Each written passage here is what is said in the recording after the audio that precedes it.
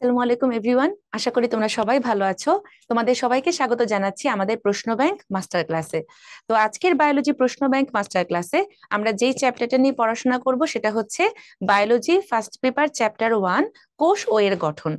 তো এই চ্যাপ্টার থেকে তোমরা যদি বিগত বছরের প্রশ্ন অ্যানালাইসিস করো তাহলে তোমরা দেখতে পারবে যে এই চ্যাপ্টার থেকে মানে বিভিন্ন কম্পিটিটিভ এক্সামে হিউজ প্রশ্ন এসেছে।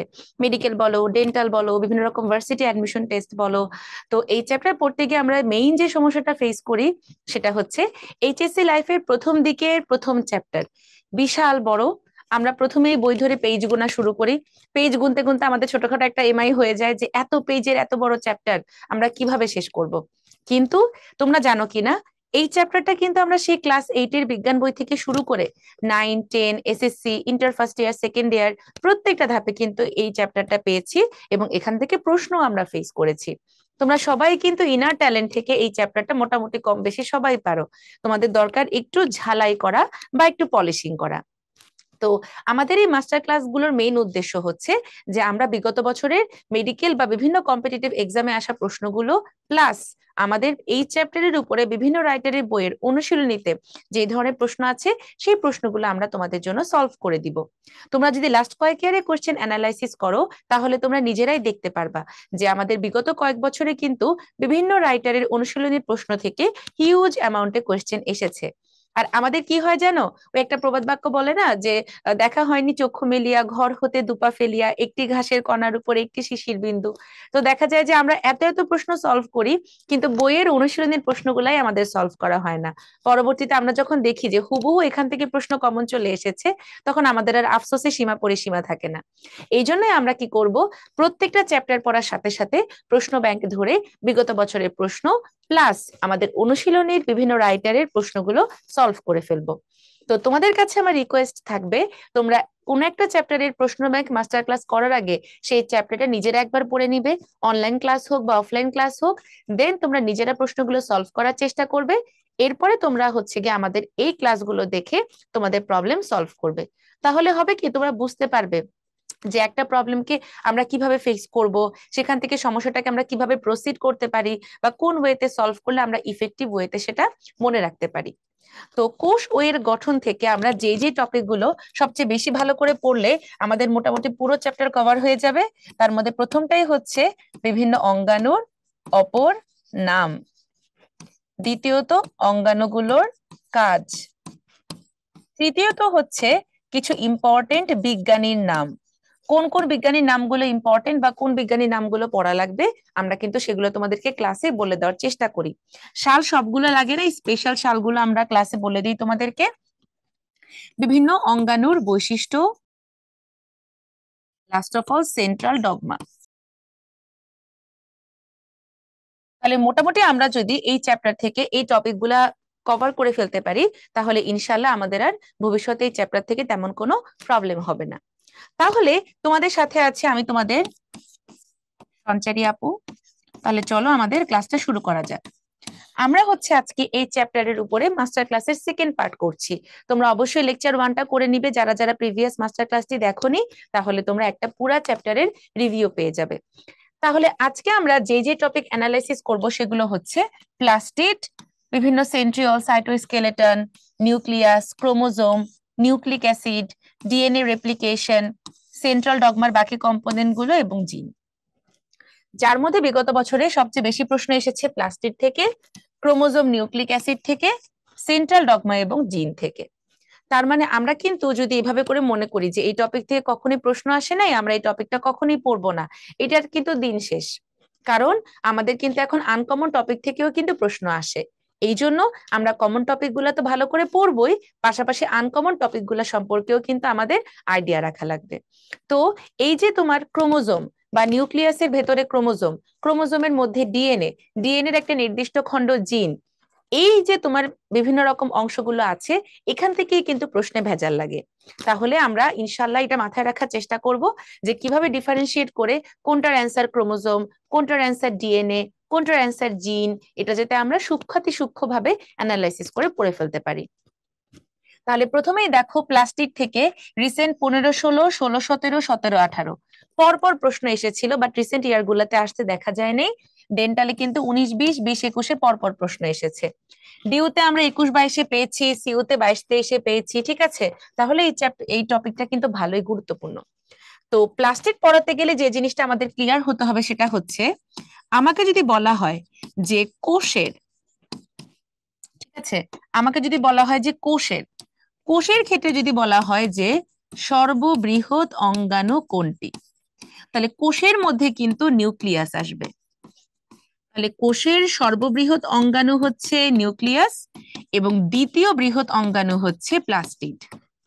তার মানে কোষ উল্লেখ করে দিলে কিন্তু ফার্স্ট হচ্ছে নিউক্লিয়াস, সেকেন্ড হচ্ছে প্লাস্টিড।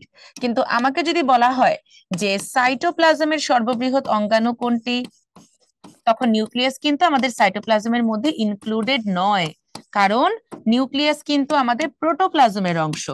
প্রোটোপ্লাজমের মধ্যে আমরা কোষ ঝিল্লি, সাইটোপ্লাজম এবং নিউক্লিয়াস পাই।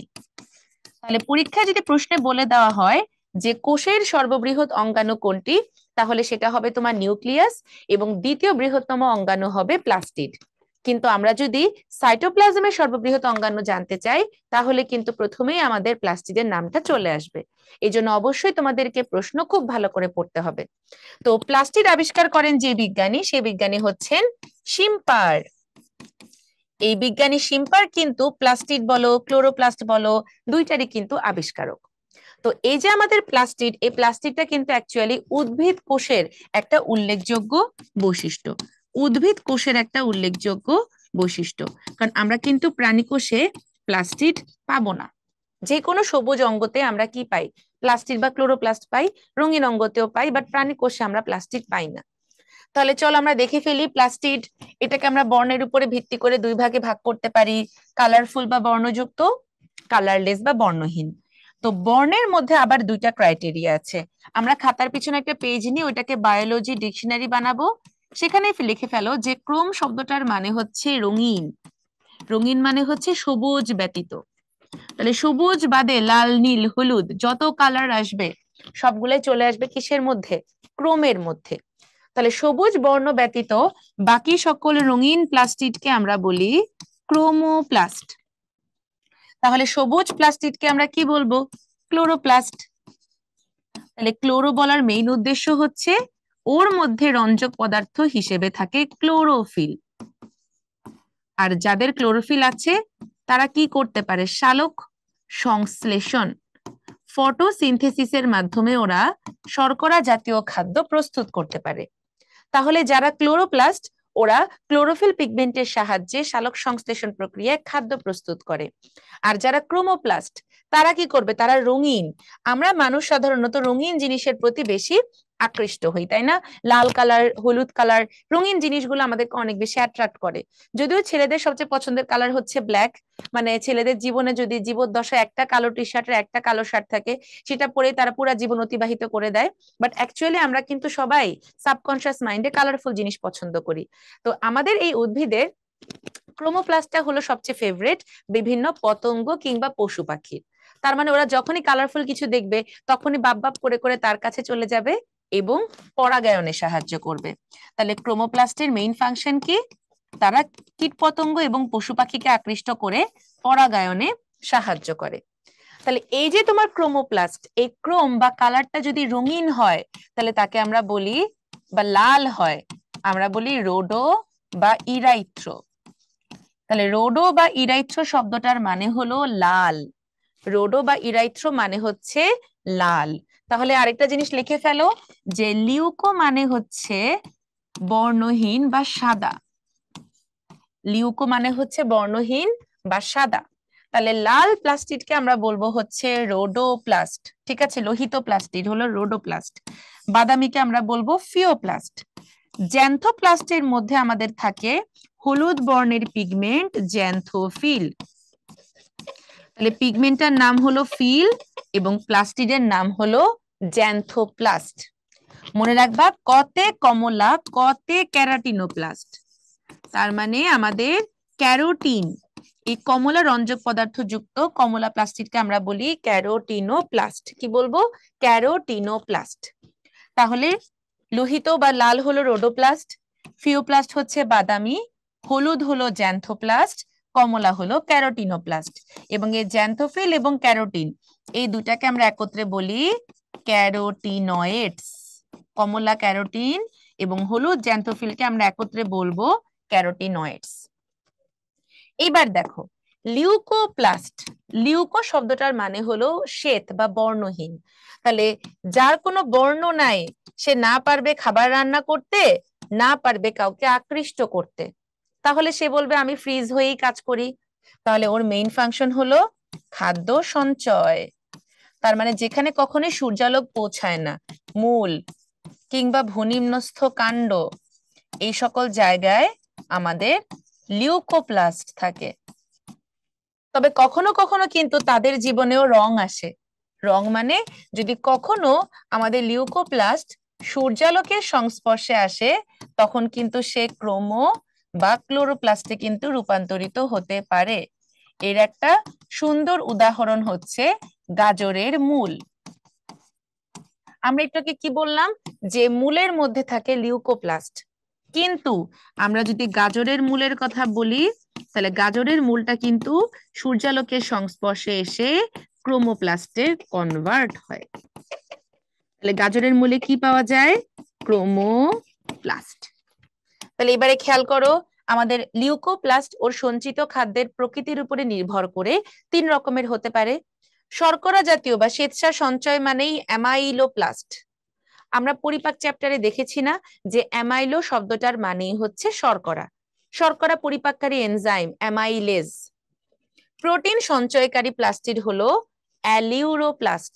আমরা মনে রাখতে পারি আলি প্রোটিন খায়, ঠিক আছে, আমি এটা দিয়ে মনে রাখতাম।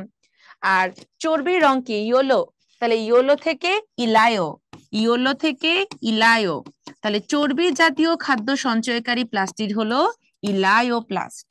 এই লিউকোপ্লাস্টে 3টা স্টার দাও, এটা পরীক্ষার জন্য ভেরি ভেরি ইম্পর্টেন্ট। ওকে, তাহলে এই স্লাইড থেকে আমরা মনে রাখবো কোন প্লাস্টিডের কাজ কি, লিউকোপ্লাস্ট কোথায় কোথায় থাকে, কোন লিউকোপ্লাস্ট কি ধরনের খাবার সঞ্চয় করে, এবং ক্রোমোপ্লাস্টে কি কি রঞ্জক পদার্থ থাকে। এখন প্রত্যেকটা কোষে ক্লোরোপ্লাস্টের সংখ্যা কিন্তু পরীক্ষায় আসে, তো এইটা নিয়ে একটু ঘাপলা আছে। আমাদের আবুল হাসান স্যারের বইতে দেওয়া আছে 10 থেকে 40, কিন্তু আজিবুর স্যারের বইতে আবার ডিফারেন্ট দেওয়া আছে। তাহলে যে অনুযায়ী অপশন আসে আমাদেরকে সেই অনুযায়ী অ্যান্সার করতে হবে। তাহলে আসলে আমরা দেখে ফেলি প্রশ্নগুলো। তাহলে এগুলো কিন্তু আমরা অলরেডি বলে ফেলেছি যে দেখো আমাদের লিউকোপ্লাস্ট, এটার অবস্থান মূল ভূনিম্নস্থ কাণ্ড, যেসব জায়গায় সূর্যালোক পৌঁছাবে না। এটা হচ্ছে সঞ্চিত খাদ্যের উপরে ডিপেন্ড করে 3 প্রকার, ওর কাজটাতে স্টার দিয়ে রাখবা। ক্রোমোপ্লাস্ট হচ্ছে রঙিন, ক্যারোটিন এবং জ্যান্থোফিল থাকতে পারে। উদ্ভিদের বর্ণময় অঙ্গসমূহ, এই যে দেখছো গাজরের মূল, ওদের কাজ হচ্ছে পরাগায়নে সাহায্য করা, এদের পৃথক খাদ্য মূল্য আছে। ক্লোরোপ্লাস্ট, এটাতে থাকে ক্লোরোফিল এ, ক্লোরোফিল এ হচ্ছে হলদে সবুজ, বিতে ব্লু, এই জন্য ক্লোরোফিল বি হলো নীলাভ সবুজ। তার মানে আমাদের ক্লোরোপ্লাস্টেও কিন্তু রঙিন ক্যারোটিন আর জ্যান্থোফিল থাকে, তবে সবুজ ক্লোরোফিলের পরিমাণটাই বেশি। এটাকে আমরা বলি কোষের রান্নাঘর বা শর্করা জাতীয় খাদ্যের কারখানা। আমরা যদি একটু ইংলিশে ঢং করে বলি কার্বোহাইড্রেট ফ্যাক্টরি, তাহলে কিন্তু অ্যান্সার হবে গলজি বডি বা গোলগি বডি। কিন্তু যদি বলা হয় শর্করা জাতীয় খাদ্যের কারখানা বা কোষের রান্নাঘর, বাংলায় বললে কিন্তু দ্যাট উইল বি ক্লোরোপ্লাস্ট। 10 থেকে 40, আবার অনেক সময় কিন্তু 5 থেকে 25ও দেওয়া আছে কোনো কোনো রাইটারের বইতে, ঠিক আছে। তাহলে চলে আসি, নিচের কোনটি গাজরের শিকড়ে বা মূলে আছে? তাহলে গাজরের শিকড় বা মূলটা কি? রঙিন। সো এখানে আমরা কি পাবো? লিউকোপ্লাস্ট কি ছিল? বর্ণহীন। ক্লোরোপ্লাস্ট হচ্ছে সবুজ, দ্যাট মিন্স গাছের সবুজ অঙ্গ, পাতায় থাকে। অ্যামাইলোপ্লাস্ট হচ্ছে গিয়ে শর্করা সঞ্চয়কারী লিউকোপ্লাস্ট, তার মানে ও তো থাকবে না, বর্ণহীন অংশে থাকেও। তাহলে অ্যান্সার হবে ক্রোমোপ্লাস্ট। এটা ডেন্টালে এসেছিল তাই না, দুইবার, 17-18 সেশনে আবার 20-21 সেশনে। তার মানে দেখছো প্রশ্ন কিন্তু রিপিট করে, এবং সেম সেম রিপিট না করলেও সেম টপিক থেকে প্রশ্ন আসে। নিচের কোন উদ্ভিদটি প্লাস্টিড বিহীন? তার মানে সবুজ না যারা, সাইকাস সবুজ হতে পারে, মস হতে পারে, স্পাইরোগাইরা হলো শৈবাল ও সবুজ, অ্যাগারিকাস হচ্ছে ছত্রাক, এবং ছত্রাক কিন্তু মৃতজীবী বা পরজীবী, ওর কোনো রঞ্জক পদার্থ নাই দেখে কিন্তু নিজের খাবার নিজে তৈরি করতে পারে না, ওর প্লাস্টিডের দরকার নাই। এই জন্য আমাদের এটা অ্যান্সার হবে অ্যাগারিকাস। ঠিক আছে। আচ্ছা, উদ্ভিদ কোষের সাইটোপ্লাজমের সর্ববৃহৎ অঙ্গাণু, যদি কোষ বলতো তাহলে অ্যান্সার হতো নিউক্লিয়াস, কিন্তু সাইটোপ্লাজম বললে অ্যান্সার কি হবে বলতো? ক্লোরোপ্লাস্ট। ঠিক আছে, তাহলে এই যে ক্লোরোপ্লাস্ট, উচ্চ শ্রেণীর উদ্ভিদে ওর আকৃতি হচ্ছে লেন্সের মতো।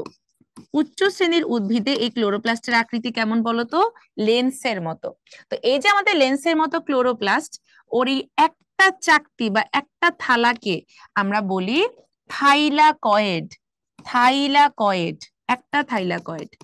থাইলাকয়েডের স্তূপকে আমরা একসাথে বলবো গ্রানাম। পুরো স্তূপকে আমরা একসাথে কি বলবো? গ্রানাম। অনেকগুলো গ্রানামকে আমরা একসাথে বলবো গ্রানা। গ্রানা। তাহলে জিনিসটা কেমন হলো দেখো, একটা চাকাকে আমরা বলি থাইলাকয়েড, থাইলাকয়েডের স্তূপকে আমরা বলি গ্রানাম, গ্রানাম এর প্লুরাল হলো গ্রানা। আমরা সেই আগের লেকচারে পড়েছিলাম যে আমাদের যে অঙ্গাণুগুলো আগে পৃথক একটা ব্যাকটেরিয়া বা আদিকোষ হিসেবে ছিল, পরবর্তীতে সুকেন্দ্রিক কোষের অঙ্গাণু হয়ে গিয়েছে, তাদেরকে আমরা বলি এন্ডোসিম্বায়ন্ট, তাই না? এন্ডোসিম্বায়ন্ট। তো এন্ডোসিম্বায়ন্টের এক্সাম্পলই হচ্ছে এই ক্লোরোপ্লাস্ট এবং আরেকটা হচ্ছে মাইটোকন্ড্রিয়া। এন্ডোসিম্বায়ন্টেরই দুইটা এক্সাম্পল হচ্ছে কি বলতো? ক্লোরোপ্লাস্ট এবং মাইটোকন্ড্রিয়া। ওকে, তাহলে আমাদের কিন্তু পরীক্ষা এটাও আসতে পারে যে থাইলাকয়েড বিদ্যমান কোন অঙ্গাণুতে, কিংবা কোষের এন্ডোসিম্বায়ন্ট নিচের কোনটি, এবং ওরা যেহেতু অনেক অনেক বছর আগে একটা ব্যাকটেরিয়া ছিল, একটা আদিকোষ ছিল, সো আদিকোষের মতো ওদের নিজস্ব বৃত্তাকার, নিজস্ব বৃত্তাকার ডিএনএ থাকবে। এবং বলতো ওদের রাইবোজোমটা কেমন হবে? ওদের রাইবোজোমটা হবে 70S। তার মানে প্রকৃত কোষের অঙ্গাণু হওয়া সত্ত্বেও ওরা যেহেতু একটা সময় ব্যাকটেরিয়া ছিল, সো ওদের মধ্যে আমরা 70S রাইবোজোম পাবো। পাশাপাশি থাইলাকয়েড গুলো স্ট্রোমা ল্যামেলাম নামক কতগুলো অংশ দ্বারা যুক্ত থাকে। ওরা অ্যাজ ইউজুয়াল আমরা অ্যাকচুয়ালি বলি ত্রিস্তরী। হ্যাঁ, বহিঃস্তর, অন্তঃস্তর এবং থাইলাকয়েড স্তর, তিনটা স্তর আছে। ওদের ম্যাট্রিক্সকে আমরা বলবো স্ট্রোমা, এবং ম্যাট্রিক্সে আমরা অসমোফিলিক দানা, তৈলবিন্দু, এরকম অনেক কিছু জিনিস পাবো। তাহলে আমরা ক্লোরোপ্লাস্টে কোন জিনিসগুলো মনে রাখবো?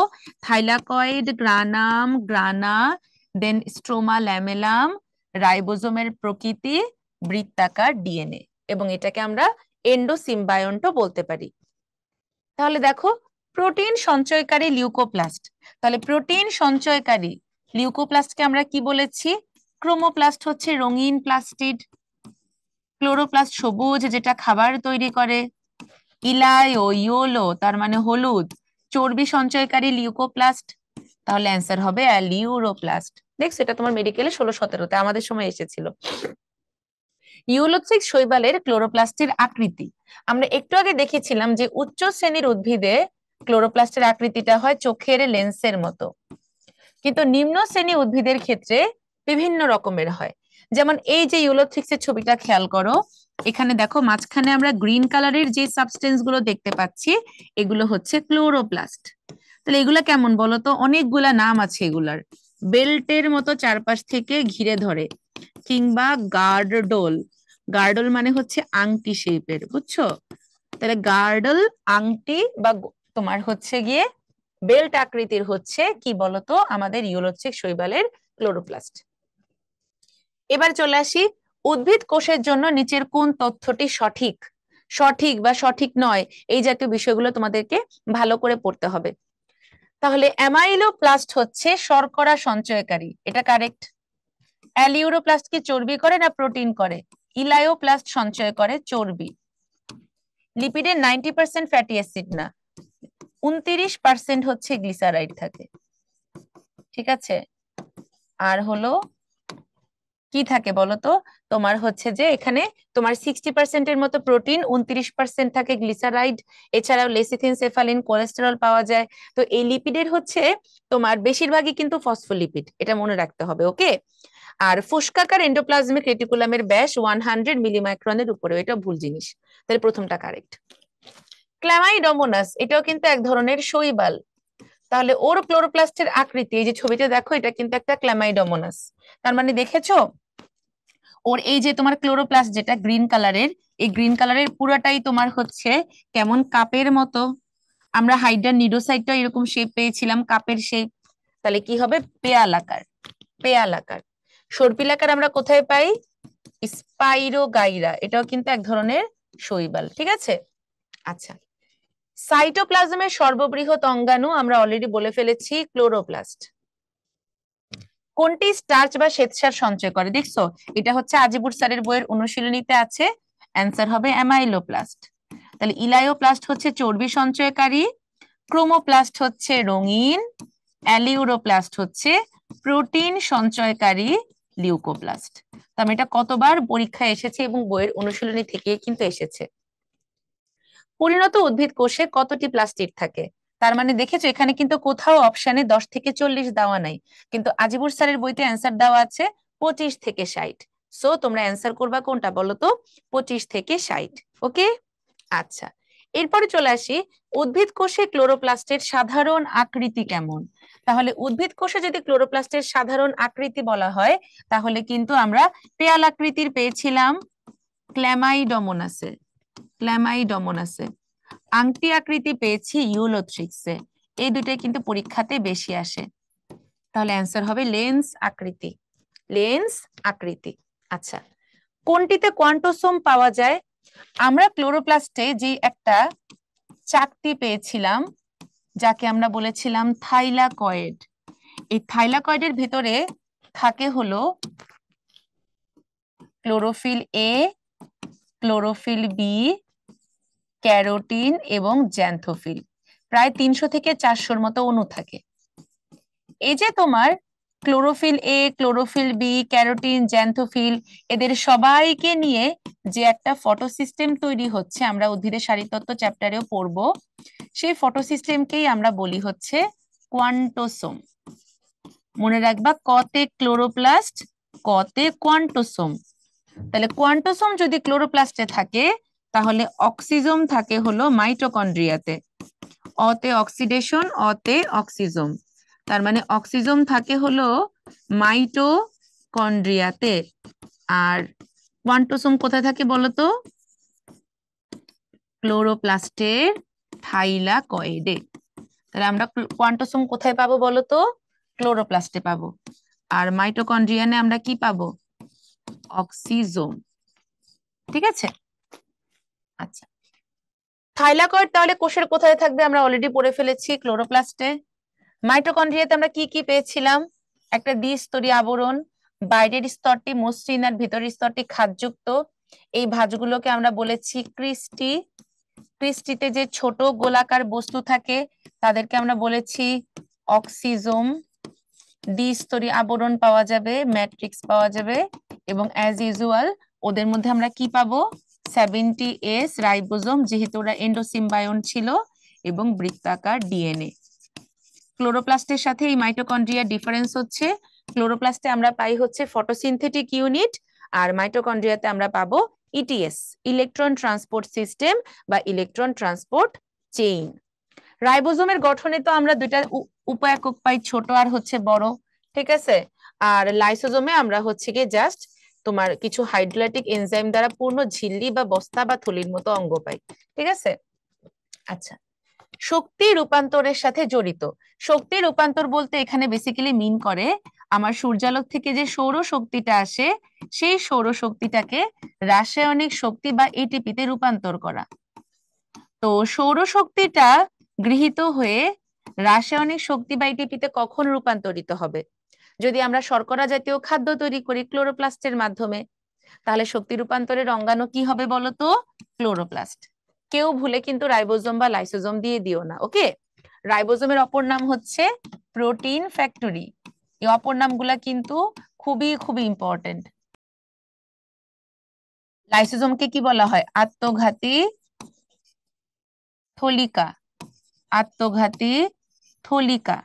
গোলজি বস্তুর অনেকগুলা নাম আছে, ডিকটায়োসোম,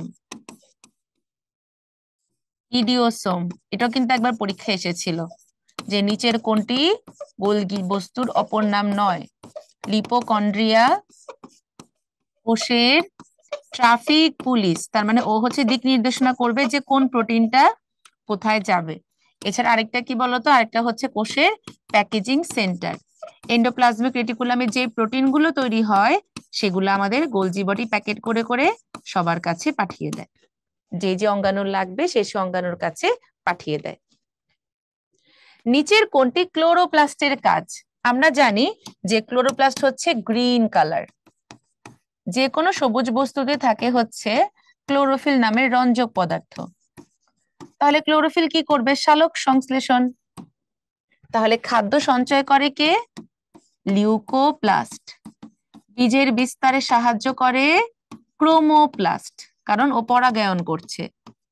অ্যান্সার কি হবে? খাদ্য প্রস্তুত করা।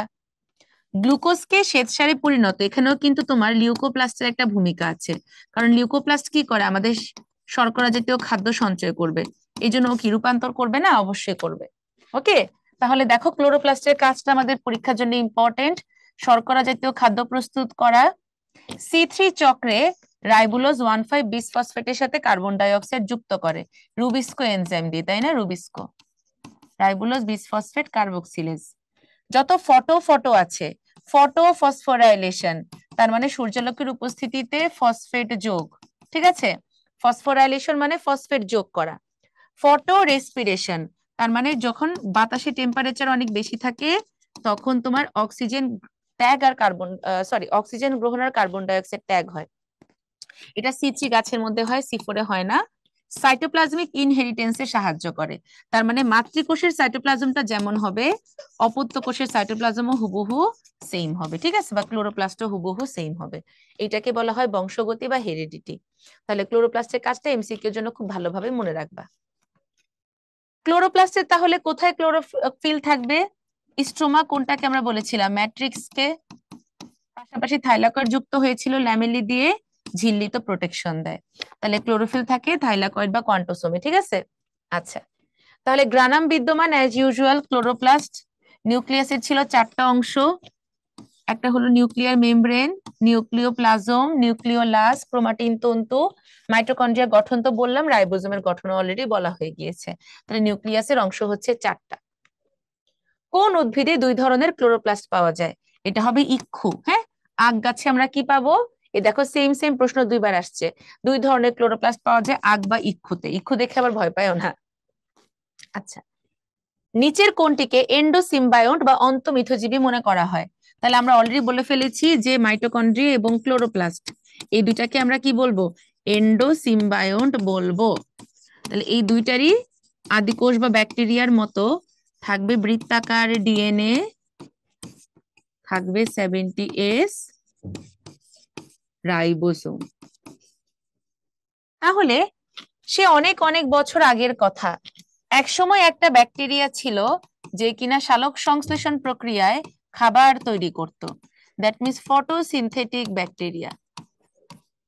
এই ব্যাকটেরিয়ার সাথে অনেক বছর আগে আরেকজন ছিল যে কিনা শক্তি তৈরি করতে পারত। এখন এই ফটোসিনথেটিক ব্যাকটেরিয়া যদি শক্তি তৈরি করতে নাই পারে, তাহলে ওকে খাবার রান্না করে কোনো লাভ আছে? আবার শক্তি উৎপাদনকারী ব্যাকটেরিয়া যদি খাবারই বা কাঁচামালই না পায়, তাহলে ও কোত্থেকে শক্তি তৈরি করবে? এই জন্য এই দুইজনকে পরবর্তীতে একটা সুকেন্দ্রিক কোষ এসে বলল, তোমরা আমার কাছে চলে আসো। তখন সে সুকেন্দ্রিক কোষের ভিতরে ঢুকে পড়ে আমাদের ফটোসিনথেটিক ব্যাকটেরিয়াটা ক্লোরোপ্লাস্ট হিসেবে বা প্লাস্টিড হিসেবে খাদ্য তৈরি করা শুরু করলো, এবং সে খাদ্যকে কাজে লাগিয়ে আমাদের সেই শক্তি উৎপাদনকারী ব্যাকটেরিয়াটা মাইটোকন্ড্রিয়া হিসেবে শক্তি তৈরি করতে থাকলো। তাহলে এই যে তোমার ফটোসিনথেটিক আর শক্তি উৎপাদনকারী ব্যাকটেরিয়া দুইটা ক্লোরোপ্লাস্ট এবং মাইটোকন্ড্রিয়া হিসেবে পরস্পর সহাবস্থান করা শুরু করলো। কিসের ভিতরে? সুকেন্দ্রিক কোষের ভিতরে। তাহলে কোষের ভিতরে প্রবেশ করে, ভিতরে ইংরেজি হলো এন্ডো, সহাবস্থানকে বলা হয় সিম্বায়োসিস।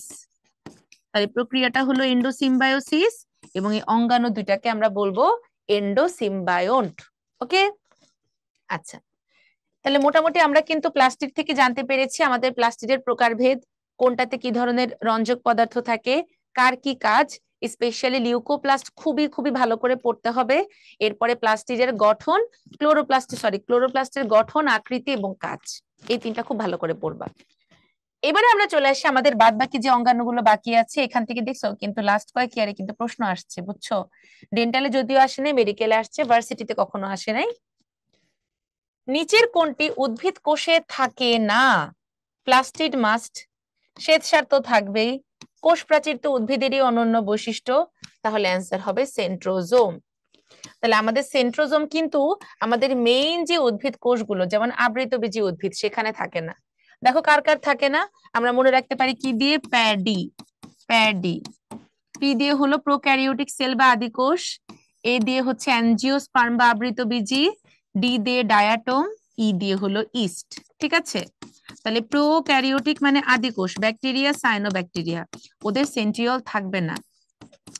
অ্যানজিওস্পার্ম আবৃতবীজী, নর্মাল দৃষ্টিভঙ্গিতে আমজাম কাঁঠাল, ওদেরকে বড়লোক মনে হলে ওরা কিন্তু গরিব, ওদের নাই সেন্ট্রিওল। ডায়াটম, ডায়াটম হচ্ছে এক ধরনের শৈবাল, তার মানে সকল শৈবালের কিন্তু সেন্ট্রিওল থাকে, কিন্তু ডায়াটমের কোনো সেন্ট্রিওল নাই। সকল ছত্রাকের সেন্ট্রিওল থাকে, বা ইস্ট বা এই ইস্ট ছত্রাকের একমাত্র কোনো সেন্ট্রিওল থাকে না। তাহলে নর্মাল শৈবাল, ছত্রাক, ব্রায়োফাইটা, টেরিডোফাইটা বা মসফার্ন, নগ্নবীজী উদ্ভিদ এবং প্রাণী কোষে আমরা সেন্ট্রিওল পাবো। তাহলে এই যে আমাদের সেন্ট্রিওল, এই সেন্ট্রিওলটা বেসিক্যালি তিনটা জিনিস দ্বারা তৈরি। এই যে দেখো তিন কোনা যে নালীগুলো, এগুলাকে আমরা বলি এক একটা অনুনালিকা, অনুনালিকা। তাহলে দেখো এই অনুনালিকা গুলা কিন্তু তিনটা তিনটা করে যুক্ত থাকে, তিনটা তিনটা করে যুক্ত থাকে। তো এই তিনটা অনুনালিকাকে আমরা একসাথে বলি ট্রিপলেট। কি বলবো? ট্রিপলেট। তো ট্রিপলেট গুলো দেখো পাশাপাশি কতগুলো যোজক দ্বারা যুক্ত থাকে। কি দ্বারা যুক্ত থাকে? যোজক বা লিঙ্কার। এবং পুরো ট্রিপলেট গুলো একটা প্রাচীর বা সিলিন্ডার ওয়াল দিয়ে পরিবেষ্টন করা থাকে। তাহলে একটা সেন্ট্রিওলে আমরা কয়টা অংশ পাবো? তিনটা অংশ। একটা হচ্ছে ট্রিপলেট, এরপরে হচ্ছে প্রাচীর বা সিলিন্ডার ওয়াল, এবং ওদেরকে কানেক্ট করবে হলো যোজক বা লিঙ্কার। এই তিনটা জিনিস দ্বারা আমাদের কি তৈরি হয় বলতো? সেন্ট্রিওল তৈরি হয়। তো এইটাকে তো আমরা জুম করে দেখছি, একটা নর্মাল অঙ্গাণুতে এরকম কনডেন্স মিল্কের বোতলের মতো দুইটা সেন্ট্রিওল থাকে। তাহলে এই যে মাঝখানের যে স্ট্রাকচার গুলো, এগুলোকে আমরা বলছি সেন্ট্রিওল। সেন্ট্রিওলের চারপাশে ওর যে ম্যাট্রিক্স, যে কোনো অঙ্গাণু বা যে কোনো কোষেই কিন্তু ভিত্তি হিসেবে ম্যাট্রিক্স থাকে। এক একটা জায়গায় ওর নাম এক এক রকম। যেমন ক্লোরোপ্লাস্টের ম্যাট্রিক্স হলো স্ট্রোমা, নিউক্লিয়াসের ম্যাট্রিক্স হলো নিউক্লিওপ্লাজম, সেরকম সেন্ট্রিওলের চারপাশের ম্যাট্রিক্সকে আমরা বলি সেন্ট্রোস্ফিয়ার। তাহলে এই সেন্ট্রোস্ফিয়ার এবং সেন্ট্রিওল এই দুইটা সহ একসাথে তৈরি হয় সেন্ট্রোসোম। তাহলে ভালো করে মনে রাখবা যে পুরো অঙ্গাণুটার নাম হলো সেন্ট্রোসোম। সেন্ট্রোসোমের ভেতরের দুইটাই বোতলের মতো স্ট্রাকচার হলো সেন্ট্রিওল, এবং ওর ম্যাট্রিক্সকে আমরা বলবো সেন্ট্রোস্ফিয়ার। Centrosome, centriole, centrosphere. তাহলে মনে করো তো বাচ্চারা, সেন্ট্রোমিয়ার কোথায় ছিল? সেন্ট্রোমিয়ার কোথায় ছিল? এই যে ক্রোমোজোমের মুখ্য কুঞ্চন বরাবর ছিল সেন্ট্রোমিয়ার। তার মানে তোমাকে কিন্তু সেন্ট্রোমিয়ার, সেন্ট্রোস্ফিয়ার, সেন্ট্রোসোম, সেন্ট্রিওল এগুলোর পার্থক্য কিন্তু ভালো করে বুঝতে হবে। এবং এটার চেয়েও বেশি ইম্পর্টেন্ট হচ্ছে কার কার থাকে, কার কার থাকে না। ঠিক আছে, এটা খুব ভালো করে মনে রাখবা। তাহলে সব প্রজননক্ষম অঙ্গাণু সেন্ট্রিওল কোথায় পাওয়া যায়? দেখো প্যাডিতে ডায়াটম ছিল, ইস্ট ছিল, অ্যানজিওস্পার্ম ছিল। তাহলে টেরিডোফাইটা মানে কি? ফার্ন। ফার্নের মধ্যে আমরা পাই না বলো? হ্যাঁ পাই। আচ্ছা, উদ্ভিদ কোষের অভ্যন্তরে পিএইচ রক্ষা করে কোনটি? গ্লাইঅক্সিজমটা সাধারণত বীজের লিপিড সঞ্চয়ী কোষে পাওয়া যায়। এরপরে তোমার হচ্ছে নিউক্লিওপ্লাজম, ও অন্যান্য অঙ্গাণুগুলোকে ধারণ করে। সাইটোপ্লাজম তো পুরো কোষকে ভিত্তি দিচ্ছে। তাহলে পিএইচ রক্ষা করে কোষ গহ্বর। কে? কোষ গহ্বর। আবরণী কলায় নিচের কোনটি নড়াচড়ার কাজে ব্যবহৃত হয়, মানে মটিলিটি দিবে? ডেজমোজোম বলো বা ভিলাই বলো, ওরা কি করে? শোষণ বা বিভিন্ন কানেক্টিভিটি প্রদান করে, কিন্তু নড়াচড়া করতে সাহায্য করে কিন্তু সিলিয়া। সিলিয়ার সাথে আরেকটা আছে তোমার ফ্লাজেলা। এই যে সিলিয়া, ফ্লাজেলা, এগুলো তৈরি করা কার কাজ জানো? তৈরি করা হচ্ছে সেন্ট্রিওলের কাজ বা সেন্ট্রোজোমের কাজ। এগুলো তৈরি করে মানে বানাবে হচ্ছে গিয়ে তোমার সেন্ট্রিওল, নাড়াবে হচ্ছে মাইক্রোটিউবিউল। তার মানে তৈরি করে সেন্ট্রিওল কিন্তু বিচলনে মানে নাড়াচাড়া করতে সাহায্য করে মাইক্রোটিউবিউল। আবার তোমার কি হবে, যেটা কিনা প্রাণী কোষ, সে প্রাণী কোষে তো সেন্ট্রিওল আছে কিন্তু উদ্ভিদ কোষে তো সেন্ট্রিওল নাই, তখন উদ্ভিদ কোষে এই কাজটা করে দেয় মাইক্রোটিউবিউল। তার মানে মনে রাখবা যে প্রাণী কোষের ক্ষেত্রে সিলিয়া এবং ফ্লাজেলা, আমি শুধু সিলিয়ার কথাটা আছে লিখে দিচ্ছি দুইটাই, সিলিয়া এবং ফ্লাজেলা বানায় আর এটা হচ্ছে নাড়ায়। তাহলে বানায় কে? সেন্ট্রিওল বা সেন্ট্রোজোম, যেটা অপশনে থাকে। নাড়ায় তার মানে বিচলনে সাহায্য করে মাইক্রোটিউবিউল। আর আমরা যদি উদ্ভিদ কোষের কথা বলি তাহলে বানানো বলো, নাড়ানো বলো, মাকু যন্ত্র তৈরির কথা বলো, সবই করে হলো মাইক্রোটিউবিউল। ঠিক আছে, সেন্ট্রিওলে কিন্তু মাকু যন্ত্র তৈরি করে। আচ্ছা, নিচের কে উদ্ভিদের মাইক্রোটিউবিউলস আবিষ্কার করেন? আমরা জানি যে ভেদবার্গ হচ্ছে রাইবোজোমকে দুইটা উপ এককে ভাগ করেছিলেন, তাই না? আদি কোষে হলো তোমার 50 আর 30, প্রকৃত কোষে 60 আর 40, সভেদবার্গ বা ভেদবার্গ। জর্জ প্যালেড হচ্ছে রাইবোজোম আবিষ্কার এবং নামকরণ করেন। যদিও আজমল স্যারের বইতে রবার্টস দেওয়া আছে, তোমাদের অপশনে যেটা থাকে সেটাই দিবা। দুইটাই দেওয়া থাকলে আবুল হাসান স্যারের বইতে যেহেতু প্যালাড আছে তোমরা প্যালাডই দিবা। ভেন বেন্ডেন আবিষ্কার করেন হচ্ছে সেন্ট্রোজোম, আর পোর্টার ও তার সহযোগীরা আবিষ্কার করে এন্ডোপ্লাজমিক রেটিকুলাম। তাহলে বুঝতেই পারতেছো যে এখানে মাইক্রোটিউবুলের আবিষ্কারকের নাম দেওয়াই নাই, এটা অ্যাকচুয়ালি আবিষ্কার করে হচ্ছে রবার্টিস এবং ফ্রান্চি। রবার্টিস এবং ফ্রান্চি। তো এটা কিন্তু অ্যাকচুয়ালি ব্ল্যাঙ্ক ক্যান্সার ছিল। তোমার 2010, 11 বা 11, 12 সালের দিকে কিন্তু মেডিকেলে double answer, triple answer, blank answer এগুলো বহুত হইতো, এবং এটা কিন্তু প্রশ্নকর্তা ইচ্ছা করে করতো না, প্রিন্টিং মিস্টেকে বা প্রেসে গিয়ে জিনিসটা ভুল হয়ে যেত। তোমার ওএমআর ফর্ম কিন্তু কখনোই একটা কোশ্চেনের এগেনস্টে দুইটা গোল্লা নিবে না, ওইটাতে তোমার পুরো নাম্বারই ক্যান্সেল করে দিবে। এই জন্য কখনোই পরীক্ষা দিতে গিয়ে মাথায় এটা রাখবা না যে ডাবল বা ট্রিপল অ্যান্সার বা ব্ল্যাঙ্ক অ্যান্সার হইতে পারে, তাহলে দেখবা যেটাই দেখবো ওইটা দেখলে ডাবল বা ট্রিপল অ্যান্সার মনে হবে। Always go for single answer. তাহলে দেখো আমাদের কোষীয় কঙ্কাল বা সাইটোস্কেলেটন কি করে, আমরা যেরকম হাঁটাচলা করি, আমার যেরকম একটা ফিক্সড শেপ আছে, আমার মুখটা কুমড়ার মতো, ঠিক আছে, গোলালুর মতো, তাহলে এখন বলতে পারো যে আপু আপনি তো এমনি কঙ্কাল সহ গোলালু। গোলালু হইলেও আমি তো আমার পা দিয়ে চলাচল করি, তাই না? তো আমার যদি হাড্ডি না থাকতো আমি কি করতাম, গড়ায় গড়ায় হাঁটতাম আলুর মতো। তো তোমাদের ক্ষেত্রেও সেরকম বা কোষের ক্ষেত্রেও সেরকম, যে কোষকে একটা ফিক্সড শেপ, প্রোটেকশন বা চলাচলে সাহায্য করার জন্য কোষের থাকে কোষ কঙ্কাল বা সাইটোস্কেলেটন। একদম চিকনটাকে আমরা বলি মাইক্রোফিলামেন্ট, মোটোটাকে আমরা বলি মাইক্রোটিউবিউল, টিউবিউলার ফিলামেন্টের মাঝামাঝি সাইজটাকে আমরা বলি ইন্টারমিডিয়েট ফিলামেন্ট। এটার মধ্যে আবার কেরাটিন, লেমেলি, নিউরোফিলামেন্ট, ডাইমেন্টিন, এগুলো 4 ধরনের ফিলামেন্ট পাওয়া যায়। 4 ধরনের ইন্টারমিডিয়েট ফিলামেন্ট আমরা পেয়ে থাকি। তাহলে আমাদের এই মাইক্রোটিউবিউল গুলোর কাজ কিন্তু অনেকটা তোমার সেন্ট্রিওলের মতোই। ওরা কি করবে, সিলিয়া ফ্লাজেলা বিচলন করবে, তার মানে সিলিয়া ফ্লাজেলা নাড়াবে এবং বিভিন্ন বস্তুর সংযুক্তি প্রদান করে, উদ্ভিদ কোষে কিন্তু মাকু যন্ত্র তৈরিতেও সাহায্য করে। তাহলে ম্যাক্রোফাইব্রিলের নিচের কত পার্সেন্ট হেমিসেলুলোজ পাওয়া যায়?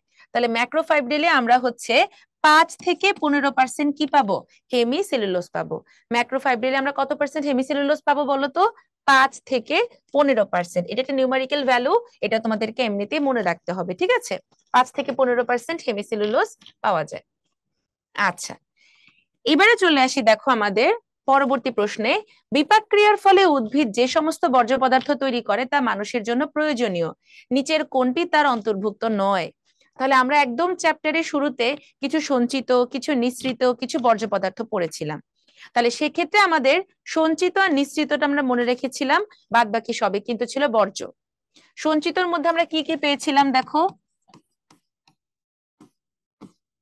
কার্বোহাইড্রেট মানে হলো শর্করা, প্রোটিন, আর হচ্ছে লিপিড। আর নিশ্চিত পদার্থ আমরা মনে রেখেছিলাম হিস পেন, বা যারা হার পেন দিয়ে মনে রাখতে চাও নো প্রবলেম, তোমার কলম তুমি যেমনে মনে রাখবা। এইচ দিয়ে হলো হরমোন, পি দিয়ে হলো পিগমেন্ট, ই দিয়ে হলো এনজাইম, এন দিয়ে হলো নেকটার মানে মধু।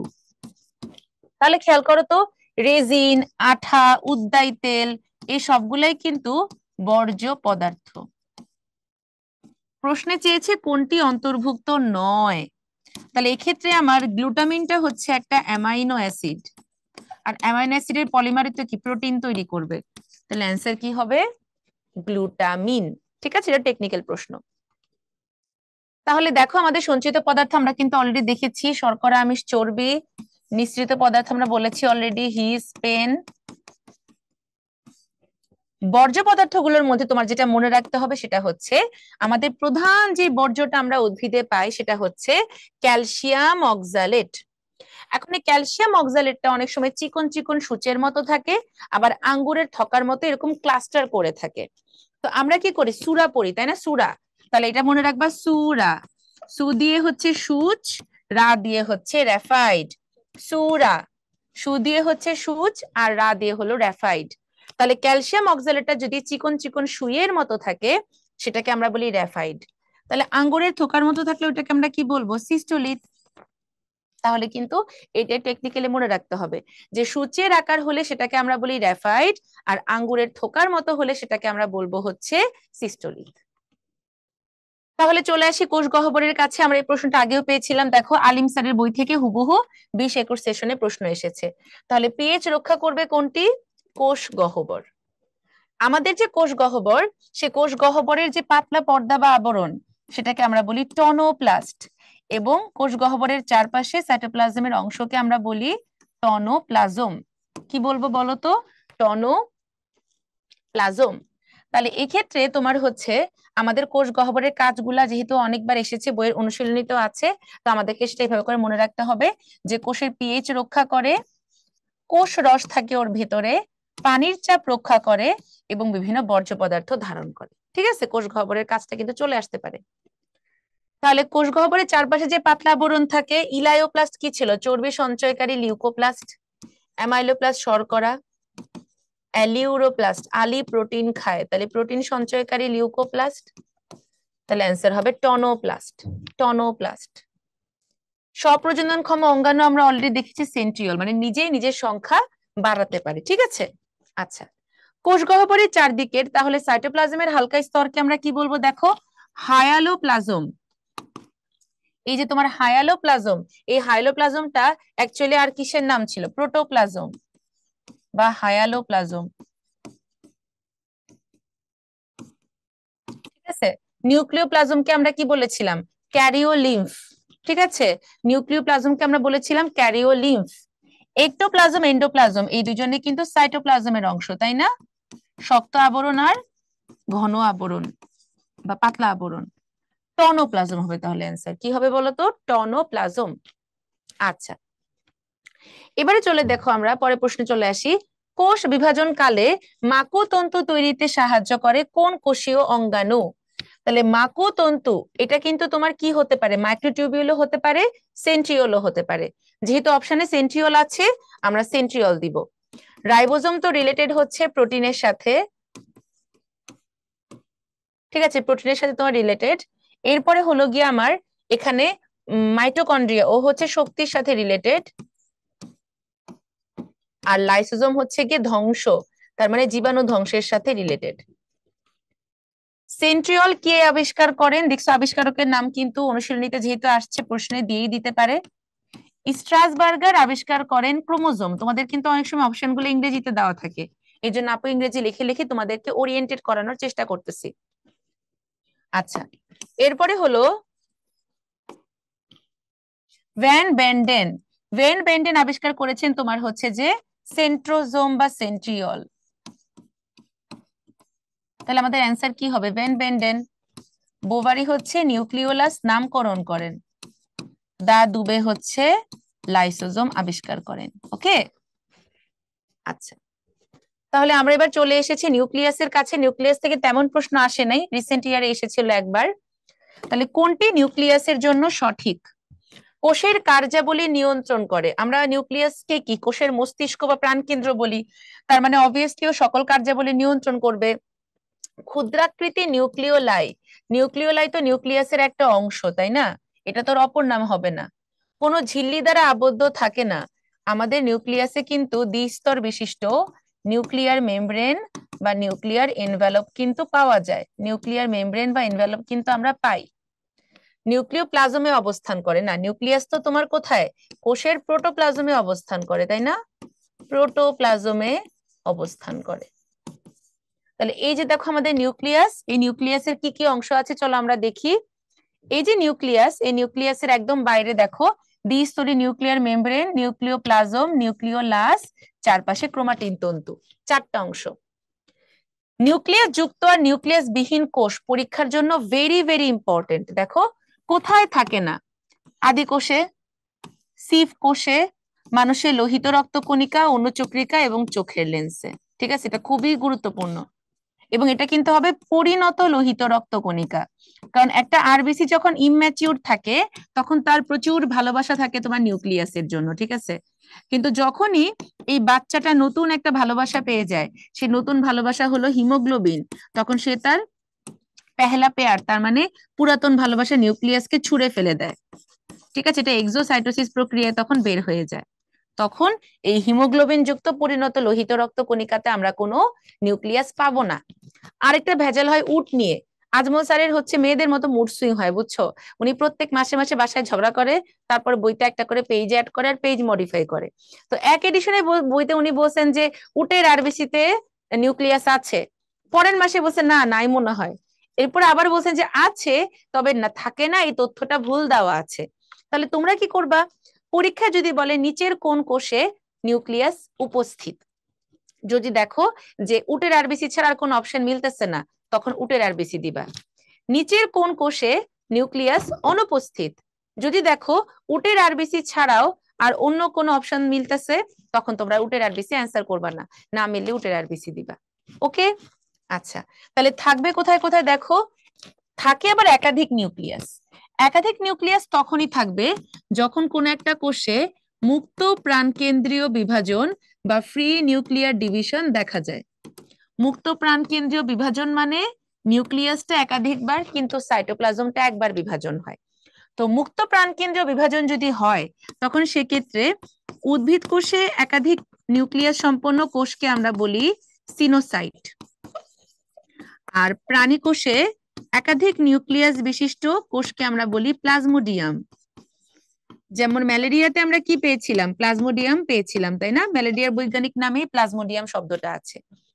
তাহলে দেখো একাধিক নিউক্লিয়াস কোথায় পাবো, ভাউচেরিয়া, বট্রিডিয়াম, স্ফেরোপ্লিয়া, এরা সবাই শৈবাল, পেনিসিলিয়াম হচ্ছে ছত্রাক, এদের মধ্যে একাধিক নিউক্লিয়াস দেখতে পাওয়া যায়। নিউক্লিওলাসে নিচের কোন খনিজ লবণ বিদ্যমান, এটা ডেন্টালে এসেছে, এটা হবে পটাশিয়াম। তার মানে এটা কিন্তু একটু মুখস্থ করার মতো বিষয়। হ্যাঁ, কোথায় পটাশিয়াম, যেমন রাইবোজোমে কি কি থাকে, ক্যালসিয়াম, ম্যাগনেসিয়াম, ম্যাঙ্গানিজ।